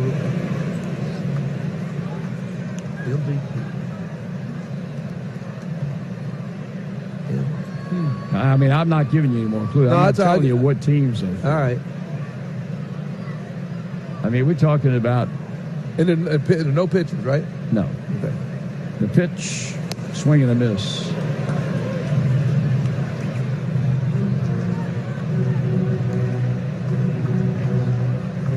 In fact, all three players who are remaining are still with the teams that they won the MVP with, and the team that in the same year won the World Series. Was Altuve one? Huh? Altuve? Bingo. Okay. Very good. Cloudy up here. He ain't named one. I've got half of it done. I mean, You have. Mookie Betts now, he's on the board. all right. You still got one left. And it's a National Leaguer though. Okay, so you're out. The other one's a National Leaguer, right? National League West. Okay. No. 2-2 on Suarez with 1 out and 1 on. 6-0 Reds lead it as they bat here in the 6th inning. 2012. Foul ball.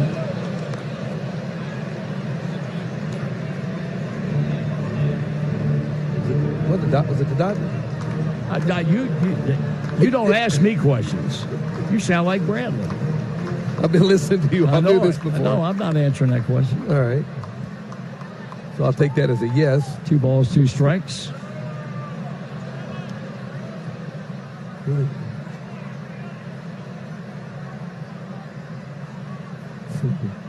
You know who's in the National League West? 3-2. I'm going to guess the Dodgers. Let me name the clubs for you in case it's a problem. All right. Arizona, Giants. Colorado, Giants, Padres, Dodgers. Okay. I guarantee. Oh. No, they didn't win it. I don't know who won in 2012. There are people sitting at home listening to this, and they're saying, there's a line drive back to the pitcher, but quickly getting back is Joey Votto. 2 out in the inning. There are people saying, you got to be kidding me. You can't figure this out. Have you ever gotten that cloud, and you just really had no shot at? You got one hanging over your head. There ain't no question about Well, you ought that. to see what's on the inside. But I can dig it. Puig looking for his 3rd hit. He's 2 for 3 tonight. See, Tommy Thrall took himself out of this because he happened to see the answer on the piece of paper I had. Oh. And it's a good thing because he had no idea anyway. He had never come up with that one. And this is really an easy one. I know. I haven't. You would have got it. Here's Puig.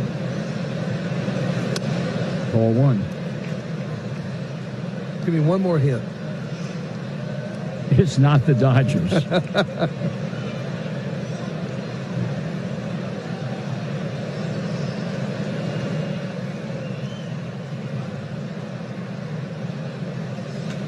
Oh, man. Breaking ball off the plate, 2-0. Well, the first thing that a historian of this game would make note of immediately, Which I am not. is that this team won 3 world championships That was the in Giants. a span of 6 years. the And in Giants. 2012, Buster Posey won the MVP award, and they won the World Series. We'll see if anybody asks that tomorrow. I'll have it. Yes, you will. So Posey in 12, Bryant in 16, Altuve in 17, and Mookie Betts in 18. That's a good question. Very, very good Who question. came up with that? Rich did.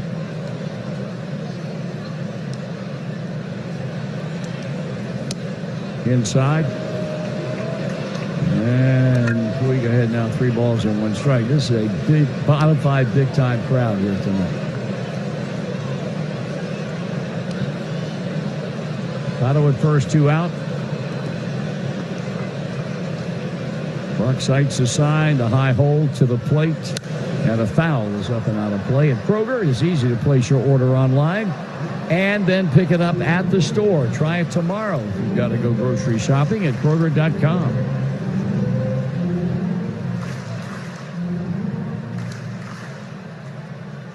Went down, Diane and I did, to Asheville last Friday and spent the night on the grounds of the Biltmore House. I cannot imagine, in my wildest imagination, somebody intent on building a home that has 235 rooms. I just can't comprehend that. Foul ball, but it is a spectacular thing to see. Have you ever had the opportunity to play their golf course? I have not. I have played one of the top golf courses in Asheville, Grove Park, which is really a nice golf course. But I couldn't even, the one on the property you can't see from where we stayed, nor can you see it from the Biltmore House. But it's a private golf course, private membership, and they say it's a very good course. Again, the payoff pitch, and he walked him. Bases on balls, and Yasiel Puig are relative strangers to one another, but Puig has just taken a walk, and Joe Madden promptly bounces out of the third base dugout and signals to his bullpen that he wants to make a pitching change, but he's gotten a pretty good bit of work tonight from Brad Brock. Cole Hamels had to leave after 1 inning for an undisclosed injury that we have not been informed about. Mike Montgomery. Mike Allen summons you to appear tomorrow morning at 9 on 700 WLW. Back to the bullpen for Joe Madden and the Cubs. He goes with left-hander Kyle Ryan, who leads his team in appearances, now making number 37 with a 2-1 record, a 3.45 ERA. And Brad Brock did a good job of throwing the ball pretty well, but lost his control a little bit, so back to the bullpen. The Cubs have made a call to the bullpen. Tri-State 811 Partners in Safety want you to know what's below. Contact 811 before you dig. Here's Iglesias, who has knocked in 2 runs tonight, one with a sac fly most recently in his last at bat, and he chops it right back to Ryan, and he throws on to first, and that's all that's necessary. 1-com.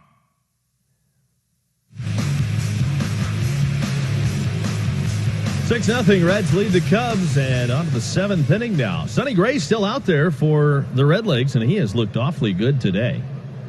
Sonny Gray has allowed only 2 Cub hits and only 4 total base runners. The pitch, and a breaking ball. First pitch to Baez. He swings at it, pops it foul, right side. Joey Votto over near the stands, but to watch it land to the crowd. Out of play. Strike 1. Kyle Schwarber reached on an error back in the 3rd inning. Chris Bryant, a walk in the 6th. Those are the only other 2 that have reached, besides the Bryant single and Albert O'Mora base hit. They have been scattered base runners. Never have the Cubs had a runner past first. The 0-1. And it is just a little over the inside corner. 1 ball, 1 strike on Baez.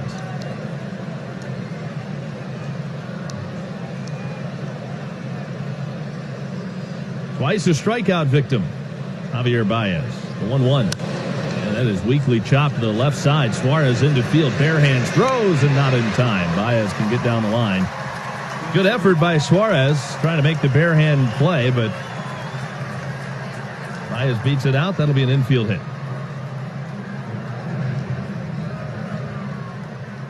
Well, that's a tough play to make for a third baseman. He does it about as well as anybody, but he's not going to get Baez if it's a good throw. The 2 All-Stars, Baez and Contreras, were a combined 0 for 4 prior to that hit by Baez, and now here is Contreras. He is struck out and grounded to third.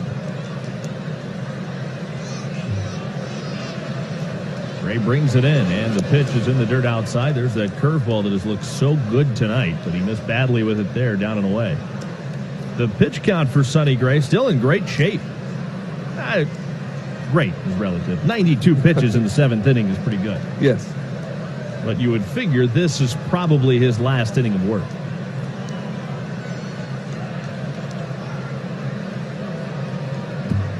Right through the signs is ready to go, and here comes the 1-0 pitch to Contreras. And it's fouled back. 1 ball, 1 strike.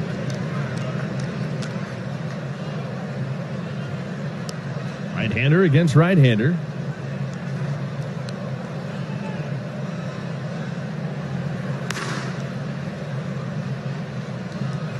Reds have David Hernandez getting loose in the bullpen right now, just in case.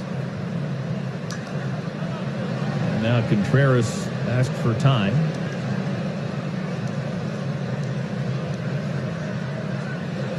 Second year in a row that Wilson Contreras will start the All-Star game behind the plate for the National League. Here's the 1-1 pitch. And Contreras sends a fly ball pretty well hit to center. Going back on it, Senzel. And near the wall, deep on the warning track, he'll make the catch. Tagging at first base and scrambling into second just ahead of the throw is Baez. Alert base running by Baez, and the Cubs have a runner in scoring position for the first time tonight. That long fly ball out by Contreras to deep center field.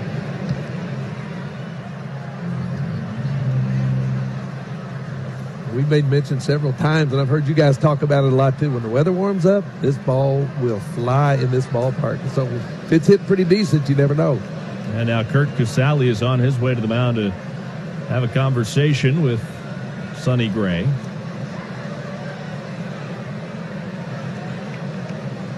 Runner at second with 1 out, and here's Jason Hayward. Reds are up 6-0 in the 7th inning, so things would have to get out of hand for things to become in jeopardy at this point. So you would figure Gray's got a little leeway. Gray ready to go to work, and here's the pitch to Hayward. It's in the dirt, but it gets away from Casale, and now up to third base is Baez. But if you're Sonny Gray, you don't want to lose the shutout. No, that's right. Wild pitch moves the runner up to third with 1 down. 1 ball, no strikes on Hayward.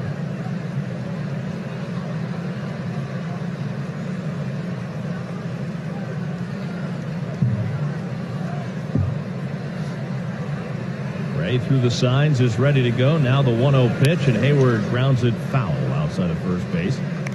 Of course, the Cubs signed Craig Kimbrell. He was just activated.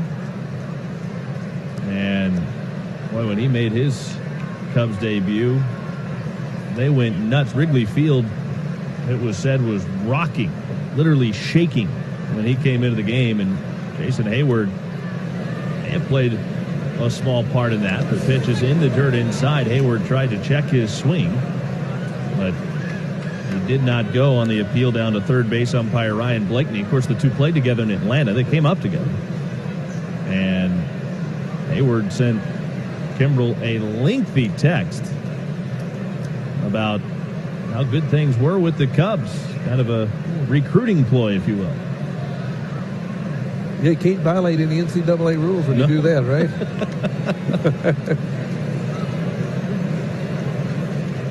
Here's the 2-1 pitch. And Hayward socks one deep right field, and that is long gone. A 2-run home run for Jason Hayward. His 12th home run of the year, and there goes the shutout. Cubs are on the board. It's now 6-2 Reds.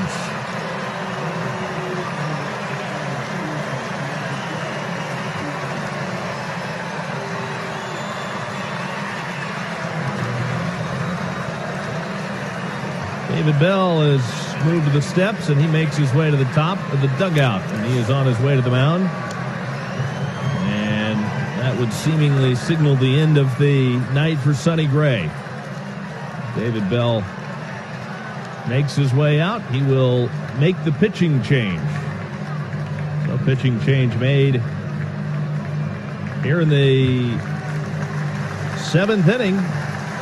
The Reds with a 4:15, and with 1 down, Reds still up 6-2. And he goes to work against Addison Russell. Hernandez brings it in, and the pitch is a strike on the outside corner. 0-1 on Addison Russell. He is 0 for 2. Fly to left and a ground out to the second baseman. Hernandez comes set, and the 0-1 pitch. That's a little bit low over the outside corner. Hernandez, out of the call, didn't get it. 1 ball and 1 strike.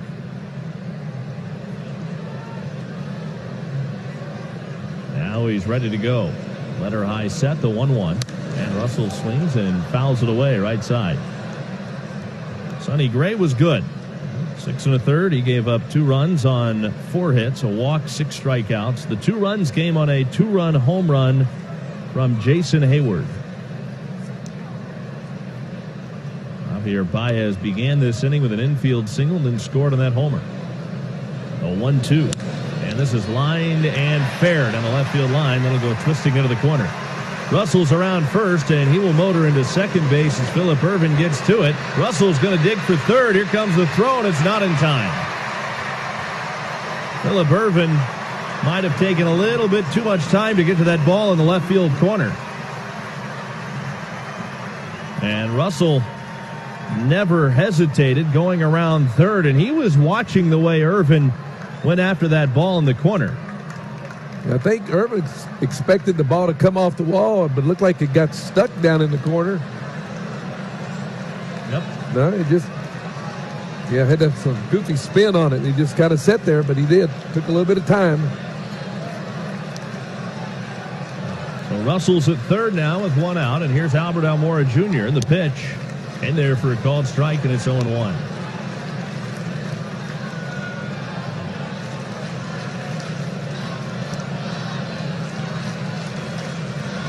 Almora has a base hit and a ground out.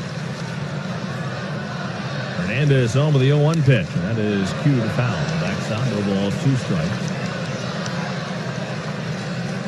And fans in attendance and a big crowd. Great American Ballpark coming alive now. Strong contingent of Cubs supporters here tonight. No balls, 2 strikes on Almora. Hernandez ready, and the 0-2 pitch. And it's low and outside. 1 ball and 2 strikes.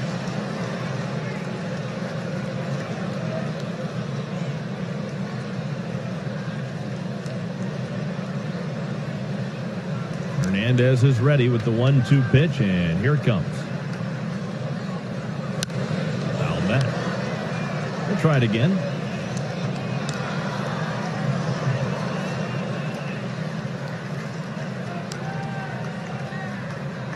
Almora really had a nice season last year, but the average has dipped significantly this year. He had .286 as the Cubs' everyday center fielder a year ago.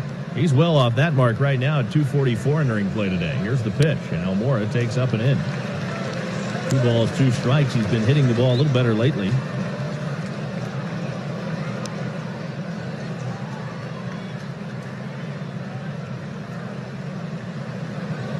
Got the count even at 2 balls and 2 strikes. Hernandez deals the 2-2 pitch. And Almora sends a fly ball, pretty well hit, right center. Puig is over from right. Catch is made. Tagging Russell. Here comes Puig's throw, and it is not in time. Sacrifice fly for Almora, and the Reds' lead has been cut in half. It's now 6-3 in the 7th inning. Let's pause for station identification across the Cincinnati Bell Reds Radio Network. Tonight, isolated showers and thunderstorms early, low 69 Saturday and Sunday, a chance of rain, high both days in the upper 80s. Right now, 87 at the home of the Reds, News Radio 700 WLW Cincinnati. With Doug Flynn and Marty Brenneman, our producer-engineer Dave Armbruster. I'm Tommy Thrall at Great American Ballpark, and the pitch is a strike to Kyle Ryan. Right over the outside corner. Hernandez home with the 0-1 pitch. And Ryan looks at a breaking ball that falls in for strike 2.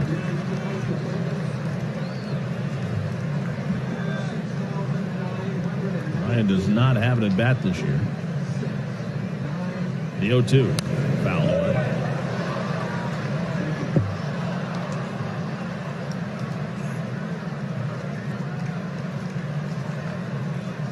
Hernandez trying to put them away and finish off this Cubs seventh. They have scored 3. The pitch. Swing and a miss. He struck him out. Destination this Sunday. Take advantage of a special ticket offer. Enjoy live mascot races, face painters, games, and more. Thanks to Klosterman Bakery. Plus, kids 14 and younger will receive a team baseball card set. Thanks to Cons. For tickets, visit reds.com/150. Kyle Ryan back to work for the Cubs. 7th inning, and the Reds bat leading by 3 now. It was once a 6-0 lead. It's been slashed in half. The Cubs' 7th inning rally. Jason Hayward with a 2-run home run. The big dent. Now Jose Iglesias will lead things off, followed by Scooter Gennett and then Phillip Ervin. Make that Scooter Gennett leading things off the Reds. Followed by Phillip Ervin and Sonny Gray. Against the left-hander Kyle Ryan. And here's the pitch to Gennett. Check swing foul.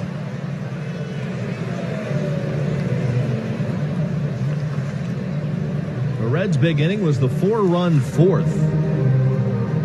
They really went on the attack against Mike Montgomery.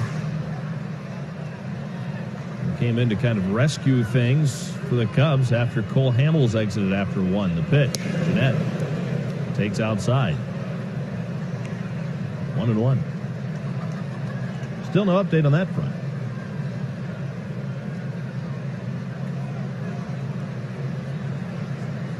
One ball, 1 strike on Gennett. The pitch. And Gennett takes down and away. He's ahead here, 2 balls and a strike.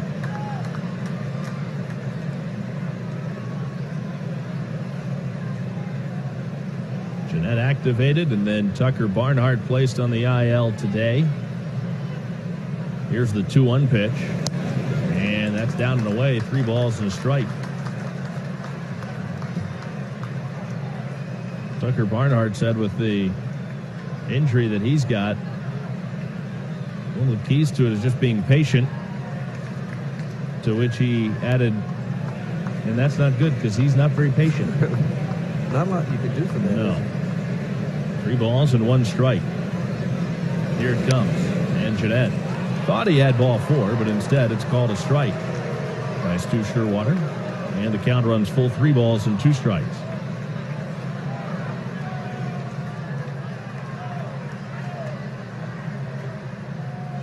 Right oblique strain for Barnhart. Here comes the payoff.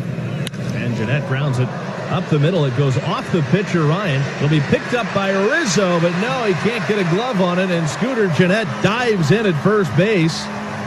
And that is his first hit, 2019.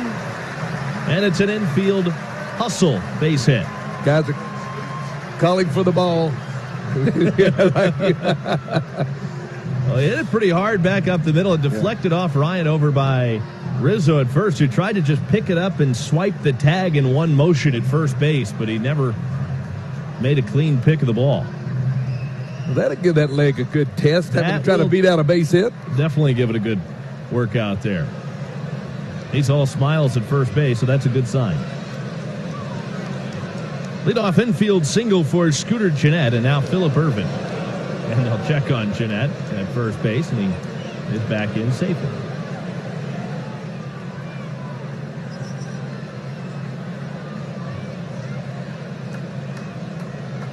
Joe Madden thinking the Cubs may want to look at that and challenge that call at first base. In fact, they are going to challenge it. So the Cubs feel that maybe Scooter Gennett did not get back in time.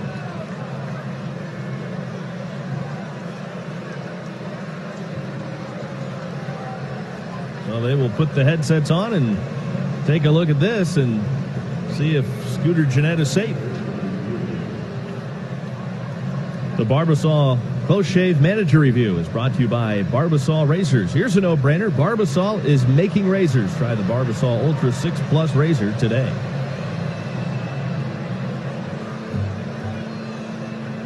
And they're not challenging the base hit because there was nothing to challenge there because Rizzo never had the ball. However, on that pickoff attempt, Rizzo caught the throw from Ryan pretty much with his glove on the leg of Jeanette, and they may have a case. That is very close. It is very close. Yeah. I mean, the catch is made on the leg near the shin area, and if he does in fact have his glove on his leg when he made the catch, I think he caught it right before Scooter got back to the bag. Right now the call is safe. The reaction you hear is from Cubs fans thinking that Scooter is out. But it's hard to see where exactly the glove is because the only angle you have is from basically home plate. Yeah, and is it enough to overturn a call? Because it is hard to see. Oh, Apparently they it do. is. And they call out Jeanette. He's picked off first.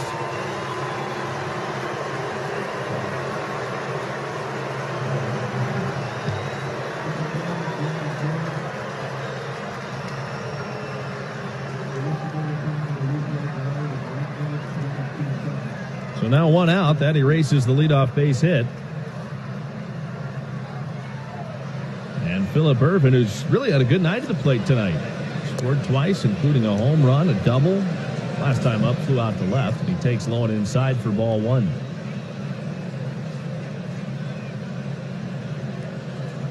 Left-hander Ryan has the sign, and he goes to work with the 1-0 pitch. Ervin takes low and inside. He's ahead 2 balls and no strikes.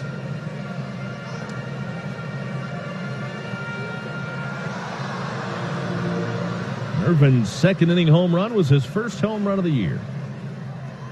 And it was a no-doubter. And the 2-0 pitch. Ervin swings and misses 2-1.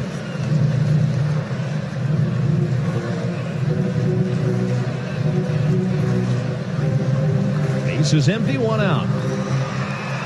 Reds and the Cubs in the first of a 3-game series. Brewers are in for 4. Starting on Monday, the 2-1 pitch. And that's too tight to Phillip Ervin. He's ahead 3 balls and a strike.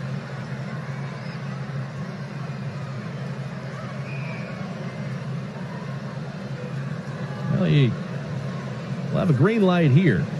By the way, Jose Peraza's in the on-deck circle to bat for the pitcher spot. And Ervin swings and sends a fly ball. Hit pretty well to right center field.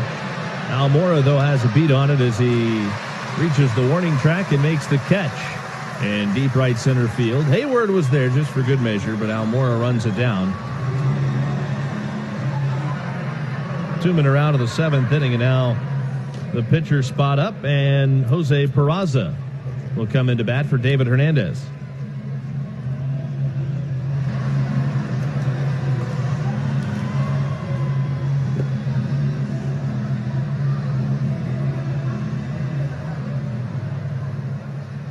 That would lead one to think that maybe Amir Garrett was coming in. Gets top of the lineup up for the Cubs. He was up in the bullpen, so that's a pretty potent part of the lineup the Cubs have coming up. And the pitch missing down and in for ball 1 to Peraza. Peraza, 221 in the year, 5 homers, 20 RBIs.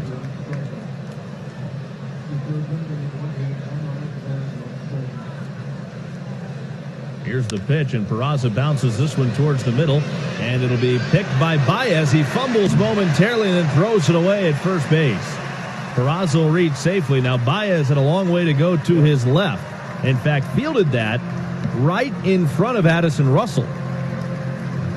And when he went to make the exchange into his throwing hand, the ball just kind of popped up right out of his hand. He never really had the handle on it when he reached into the glove to get it.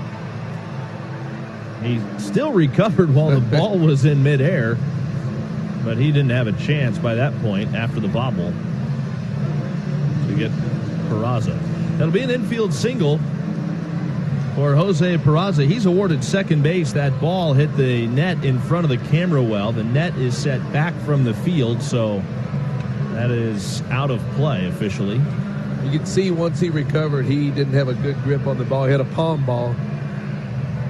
And one of the hardest things to do for a fielder is when you still think you got to play, gets it. We're watching the replay now, and he comes up, grabs a hold of it with the palm ball. He still doesn't have a very good grip on it. And it's hard to put that thing in your glove because you think you can make every play. Didn't make that one. A now runner at second with 2 outs, and here's Curt Casali. Reds looking to tack on. Up by 3, batting in the bottom of the 7th inning, and Kyle Ryan brings it in, and the pitch is off the plate outside. Ball 1 to Curt Casali. Fly to left to strike out. He walked and scored in the 4th. The Cubs have used both of their left-handed relievers. Mike Montgomery, pretty extended outing for him, and now Kyle Ryan, the 1-0 pitch. Swing and a miss by Casali, and the count is 1-1. See what that does for Joe Maddon and his availability of left-handed relievers the next couple of days. Montgomery worked 2 1/3 innings and threw 61 pitches.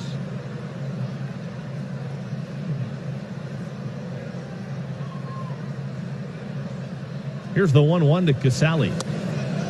It's taken down and in, and it's a 2-ball, 1-strike count. Now Ryan came in for the final out of the 6th inning.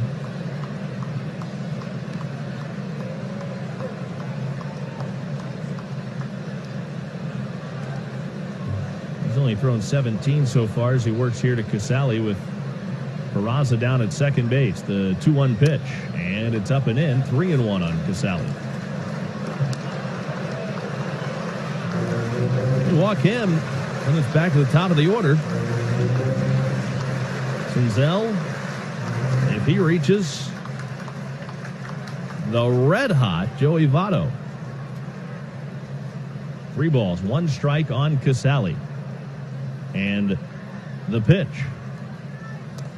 Ball 4, low and inside. Casali walks for the 2nd time tonight. 2 on, 2 out, and back to the top of the order in Senzel, who doubled and drove home 2 in the 4th and later scored. And once again, we will see Cubs pitching coach Tommy Hotovy head of the mound. When you come to see the Reds, be sure you've downloaded Ballpark, the official Great American Ballpark app. Check into the game to unlock special offers, exclusive content, and seat upgrades. Download Ballpark for free and play baseball bingo presented by Dynegy. Tommy Hotovy headed out there now to check on his pitcher, left-handed Kyle Ryan. Pittsburgh currently trailing in Milwaukee. That is 2-1. Headed into the 6th inning. Of course, the Reds are a game and a half back of the Pirates right now. Pirates have won back-to-back games. They've started to heat up a little bit again. They've won 7 of their last 10 to move in front of the Reds. Brewers, though, they've been struggling. They have dropped 7 of their last 10. First and second base now, 2 outs, and here is Nick Senzel. Officially tonight, 1 for 3. Peraza's at second base, Casali's at first, and the pitch. Senzel looks at a strike. Over the outer half, down around the knees, and it's 0-1. You got to think this race is going to continue to be like that. This division, these guys just keep beating each other up. That's why that, when the Reds got on the 6-game win streak, get on one at 8 or 10, 9 out of 10, you're right there. We got to within 2 games of 500. The pitch down and into Senzel, and it gets away from Contreras. Both runners up 90 feet. Peraza's into third. Casali is into second base. And now second and third with 2 outs, and a base hit from Senzel could mean 2 more RBIs for him, especially with 2 outs.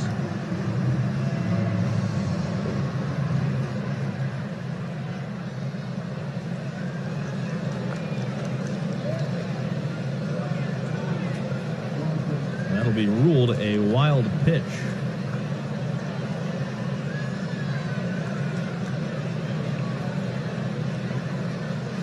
The 1-1. And Senzel pops it foul out of play behind home. 1 ball, 2 strikes. Senzel has steadily raised that average. Comes in hitting .270.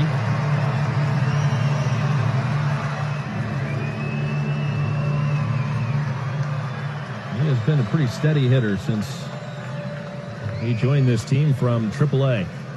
1 ball, 2 strikes on Senzel. The pitch and a swing and a miss. Struck him out. And he chased the breaking ball down and in there. Strikes out for the second. To 2, Amir Garrett on to pitch, a 3-1 record, 180 ERA, having an outstanding year. A team-leading 40th appearance for this ball club, and he has thrown the ball exceptionally well. Yeah, here's a guy where if you are cast in the role that he's been cast in, your chances of making the All-Star team are almost nil, and there's something wrong with that. I mean, with the kind of year this guy's had, but yet he's not a closer, you have very little chance of making an All-Star pitching staff, and in many ways it's simply not fair. Kyle Schwarber takes the first pitch inside for ball 1. David Hernandez, 2/3 of an inning, gives up a hit and a run, strikes out a batter. The starter, Sonny Gray, went 6 1/3 of 4-hit, 2-run baseball. He walked the batter and punched out 6. Swing and a miss way out in front. So with Garrett coming on here in the 8th, and why not? He's going to face 2 of the 3 batters that will for sure hit here in this inning, are left-hand batters. The right-handed hitting Chris Bryant in between Schwarber and Anthony Rizzo. 1 ball, 1 strike.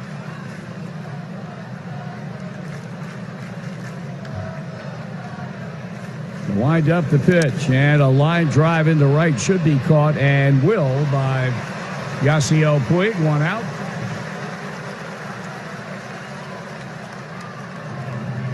Now Chris Bryant, who's been on twice with a base hit and a base on balls. There's no more need to eat out when you can enjoy the ultimate appetizer from home with JTM's new Craft House Creations beer, cheese, and pretzel bites. Find his favorite game day snack in your grocer's freezer. JTM, let's create great dishes together.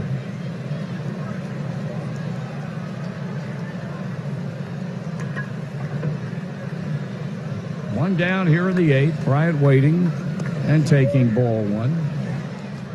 Can we revisit your question, sir? Certainly. Would you like to change your answer? I would not. Read your question again now. What member of the Reds Hall of Fame's inaugural induction class played on Reds and Cubs pennant winners in the 1940s? Was it A, Paul Derringer, your answer, B, Ernie Lombardi, C, Bucky Walker? I am changing. Okay. I'm changing it to Ernie Lombardi. Which would be B. Correct. You feel good about that? Not really. Foul ball out of play, 2-1. The answer is A. Paul Derringer, one of 5 players who comprised the Reds Hall of Fame's first induction class in '58. A member of the 1939 and 40 Reds. They won back-to-back NL flags and also played in the 45 NL Championship Cubs in what proved to be the final season of his career. Chris Bryant swings and misses, 2-2, so I had the right answer and changed it. You did. Sorry about your luck tonight. Well, it's all right. But you'll do better tomorrow. I'm a good sport. Good. Don't give up. No, I'm not. Believe me, I'm not. All right. You can file out away. You don't need to save that. Okay. Here's the 2-2 pitch. Check swing. You want to take it home or anything? No, I do not. Okay. But I appreciate the offer. So Amir Garrett's run the string out on Bryant. He's got Rizzo on deck, and he's had a very quiet night at the plate so far with an 0-for-3 evening working. 6 runs, 11 hits, 1 error of the Redlegs, 3 runs, 5 hits, 1 error of the Cubbies, and the payoff pitch from the left-hander to the right-hand batter. And that's ball 4. He threw him a steady diet of breaking balls and could not put him away. So the Cub fans who have had precious little to get excited about tonight, now seeing a bit of light just a fraction at the end of the tunnel after the one-out walk to Bryant brings Anthony Rizzo to the plate.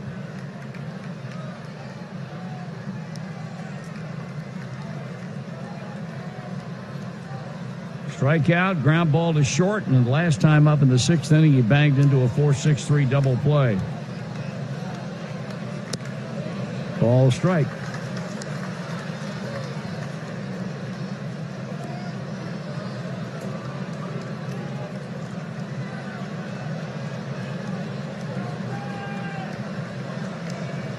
Garrett not one to waste any time between pitches. Comes back and misses away. 1 ball, 1 strike.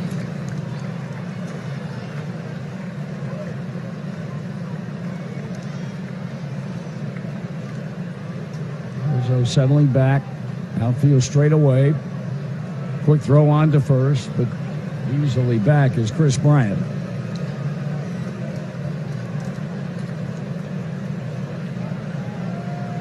Reds at one time had a 6-0 lead. The Cubbies dropped a 3 spot on him in the 7th inning. And another throw on to first. Kind of, quite honestly, unusual. Chris Bryant has attempted 1 stolen base all year long. They are down by 3 runs with 1 out. Cannot imagine Bryant would take off for second unless they put a play on. And he started around and checked his swing. Did Rizzo 2-1.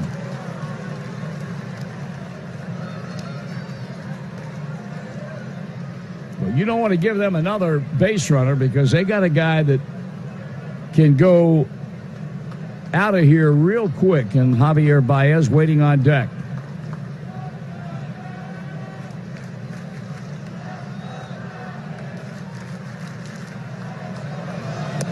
And now it's a 3-1 count.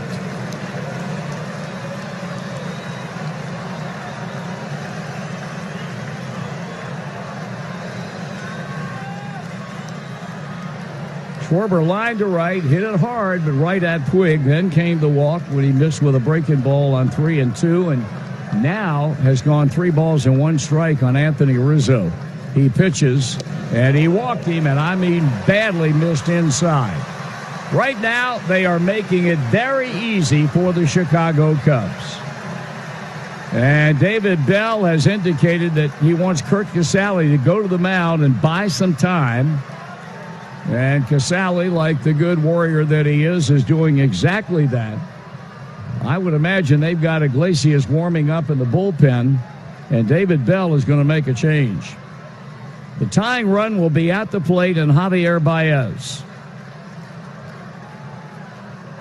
And the Reds manager is just now reaching the first base foul line. And, I mean, Amir Garrett's got nobody to blame but himself. He walked back-to-back batters at the worst possible time to enable the Cubs to bring the tie-in run to the plate. Garrett leaves, and we'll be back in. Baez started off what turned out to be a 3-run 7th inning by reaching on an infield hit to third and scored a run. Prior to that, he had struck out twice.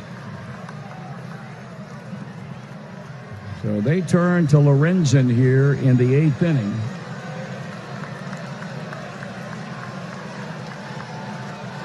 Right at second, Rizzo at first. 6-3 Reds with 1 out. And the stretch by Lorenzen. His first pitch on the way, and Baez takes strike 1. 96-mile-an-hour fastball down and on the inner part of the plate. And Baez apparently did not like the call by plate umpire Sherwater, and in a rather glaring show of brevity let him know about it. 1 strike and nothing on a very, very dangerous at-bat. And the pitch, and it's down and outside, a ball to strike.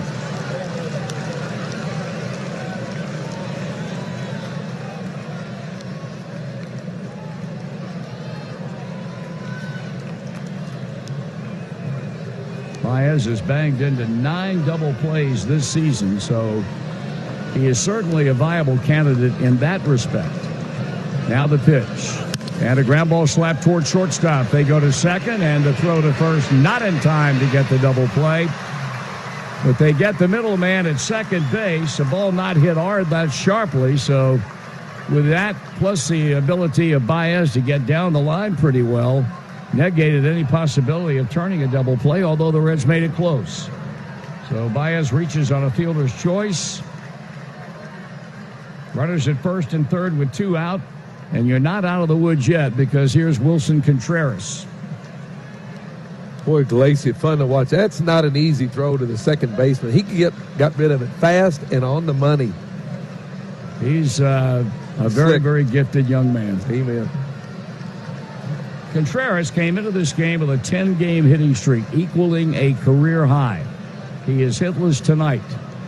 The pitch to him, and it's a check swing foul ball on a pitch in 0-1.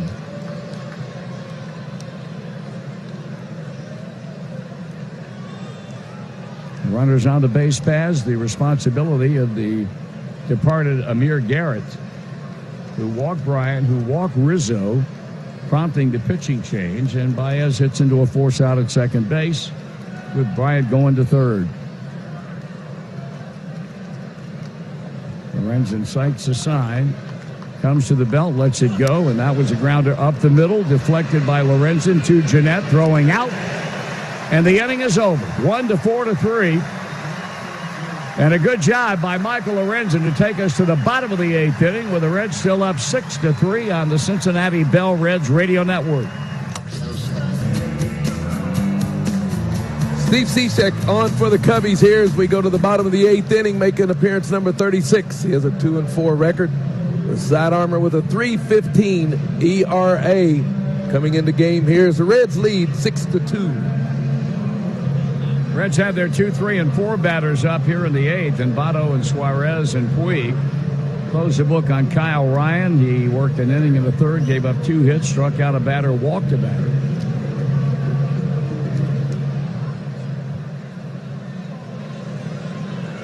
So between Brock and Kyle Ryan, they've worked 3 2/3 innings of shutout baseball.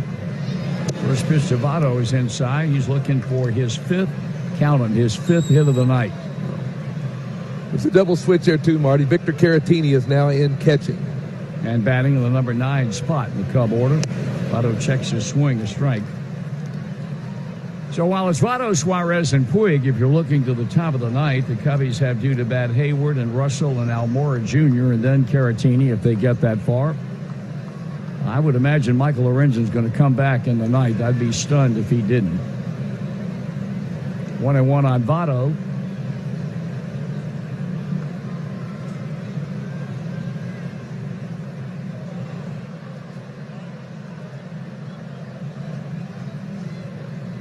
Joey back and waiting. And Cishek pitches, and that's a swing and a miss, and a late swing by Votto. And it's a ball and 2 strikes.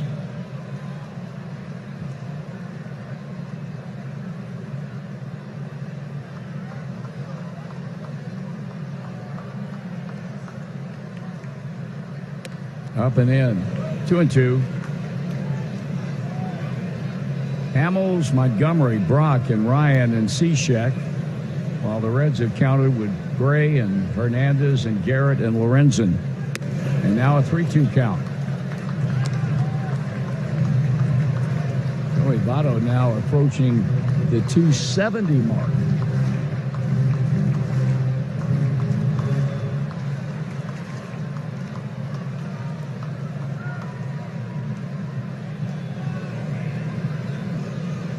Cishek bends low at the waist. He got the sign from new catcher Caratini and pitching. And that's ball 4. So Votto's been on 5 times in a row tonight. And I think Cishek's a little bit bent out of shape. He thought he'd thrown a call 3rd strike.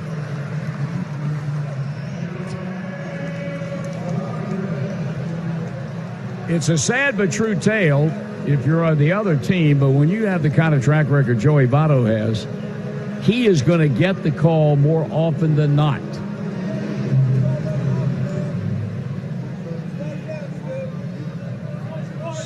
Eugenio Suarez has been on twice tonight with walks. He's officially 0 for 2, and he pops it foul past first base, 0-1.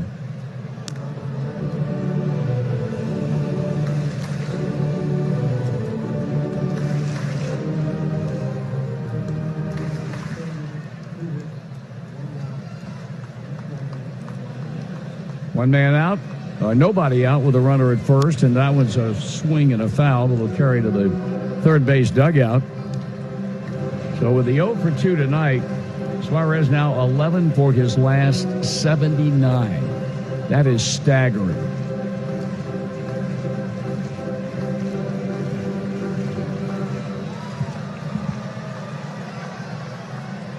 Now the strike 2 pitch. And it sails way outside a ball. Well, the Cubs lose this game tonight and Milwaukee wins. You got a dead heat for first base in the National League's Central Division.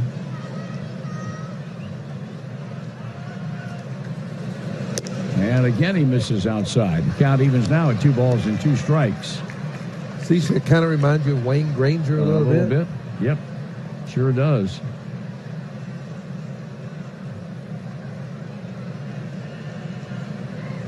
The pitch. And that's ball 3. You know, that little box they put on the TV must be just a suggestion. You think so? Yeah, because I've seen 4 or 5 of them in there, and they're called balls. Some of them outside called strikes. So kind of like a yellow light. I got you covered. 3-2 pitch. Swung on and popped up, but that ball will carry out of play. The Pirates and Brewers, they're in the bottom of the 7th inning in Milwaukee, and Milwaukee owns a 2-1 lead in that game. While the Reds here in the 8th inning are up 6-3 in the home 8th. St. Louis and the San Diego Padres are just underway out at San Diego. 3-2 pitch one more time. And a rocket into left field, but that will be caught. Well, he's hit the ball on the money tonight 3 times, as a matter of fact. He's lined to center, he's lined to the mound, and now he's lined to left. So maybe we are seeing things beginning slowly to turn for Eugenio Suarez. He lines to left, and here's Puig.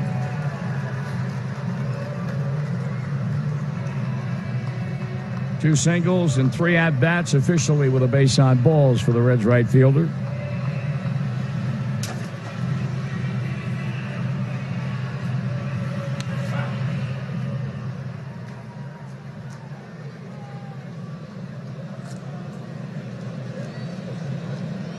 Cishek going to work. That's a strike.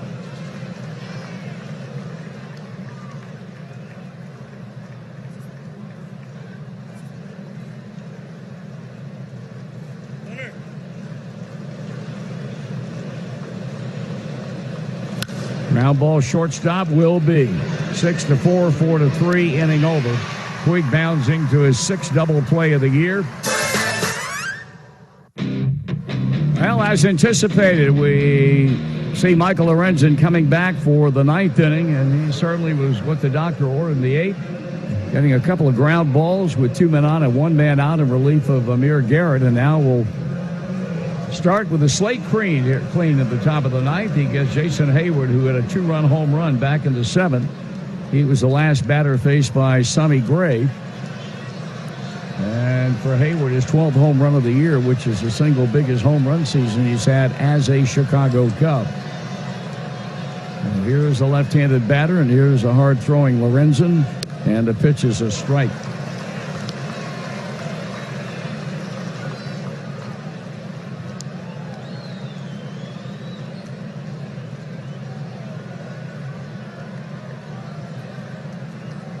The strike 1 delivery. And that's a rocket into right field, and Puig will get it. Went airborne, picked it off, and that baby was stung. Nice play by Yasiel Puig, who continues to play an outstanding right field defensively, which he has done all year long. That ball was on top of him in the blink of an eye, went airborne, stretched that left arm out, made the catch, banged into the wall, and he's all right. 1 out. Man, it's a tough ball. It's the one right at you. You don't know which way to turn. You know you got to go back on it, and he does an outstanding job. Have you been surprised this year? I mean, you've seen him play for several years, how good his defense has been. Without any question. Yep. I mean, he's played a Gold Glove right field. Yep. There is no other way to describe it. And here now is Addison Russell, and he swings and he misses.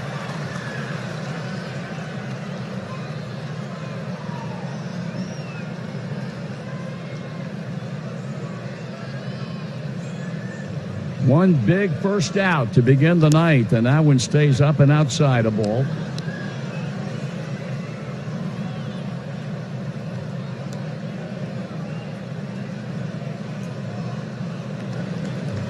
Lorenzen ready and dealing, and that one's inside. 2 balls and 1 strike. Trying to pick up his 5th save of the season.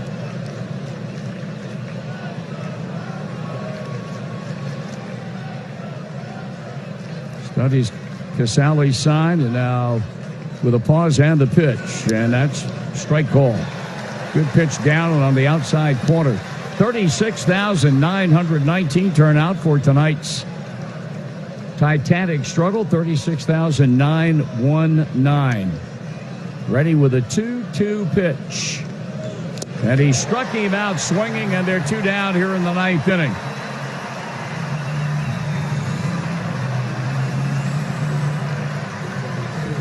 So now it'll be Albert Almora Jr. trying to extend this Chicago Cubs ninth.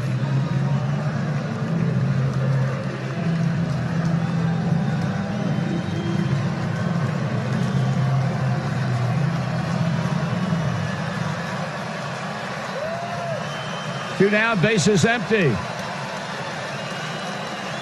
Lorenzen lets it go, and it's taken for a strike.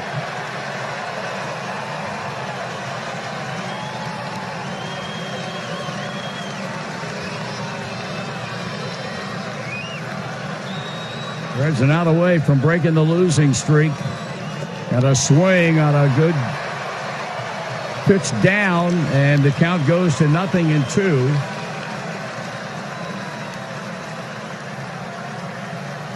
Trying to make it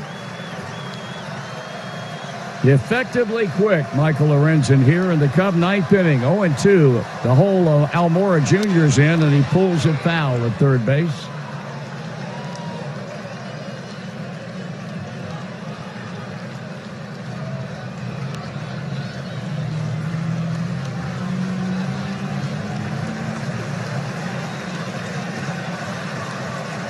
So Casale sends out the sign, and the right-hander Lorenzen with a big leg kick and onto the plate, swung on, base hit into right center field. Puig is over to cut it off, and he will not trick Almora into trying to go to second base on that ball. He throws on the brakes and settles for a 2-out single. And indeed, the Cubs are still alive, and the batter will be the catcher Victor Caratini with 2 out and a runner aboard.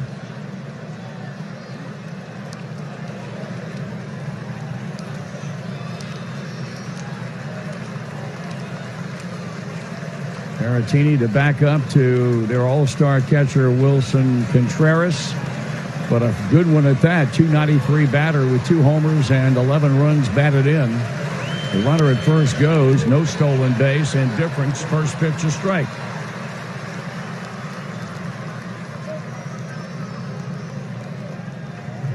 The switch hitter batting left-handed. That base hit by Almora Jr., only the 6th hit all night long for the Cubbies. Lorenzen pours it plateward, and that's a swing, and it's 0-2. So he jumps out ahead of Caratini as he did with Almora Jr. No balls and 2 strikes. Reds attempting to beat the Cubs for the 5th time in 7 games this season, and of course still a ton of games left between these 2 ball clubs. Lorenzen looked in, did not like what he was looking at, stepped off, went back towards second as Almora Jr. goes back to the bag, and now the right-hander sets and turns it loose. And a swing and a miss. He struck him out, and this one belongs to the Reds. Cincinnati breaks a 4-game losing streak, and they do it against the best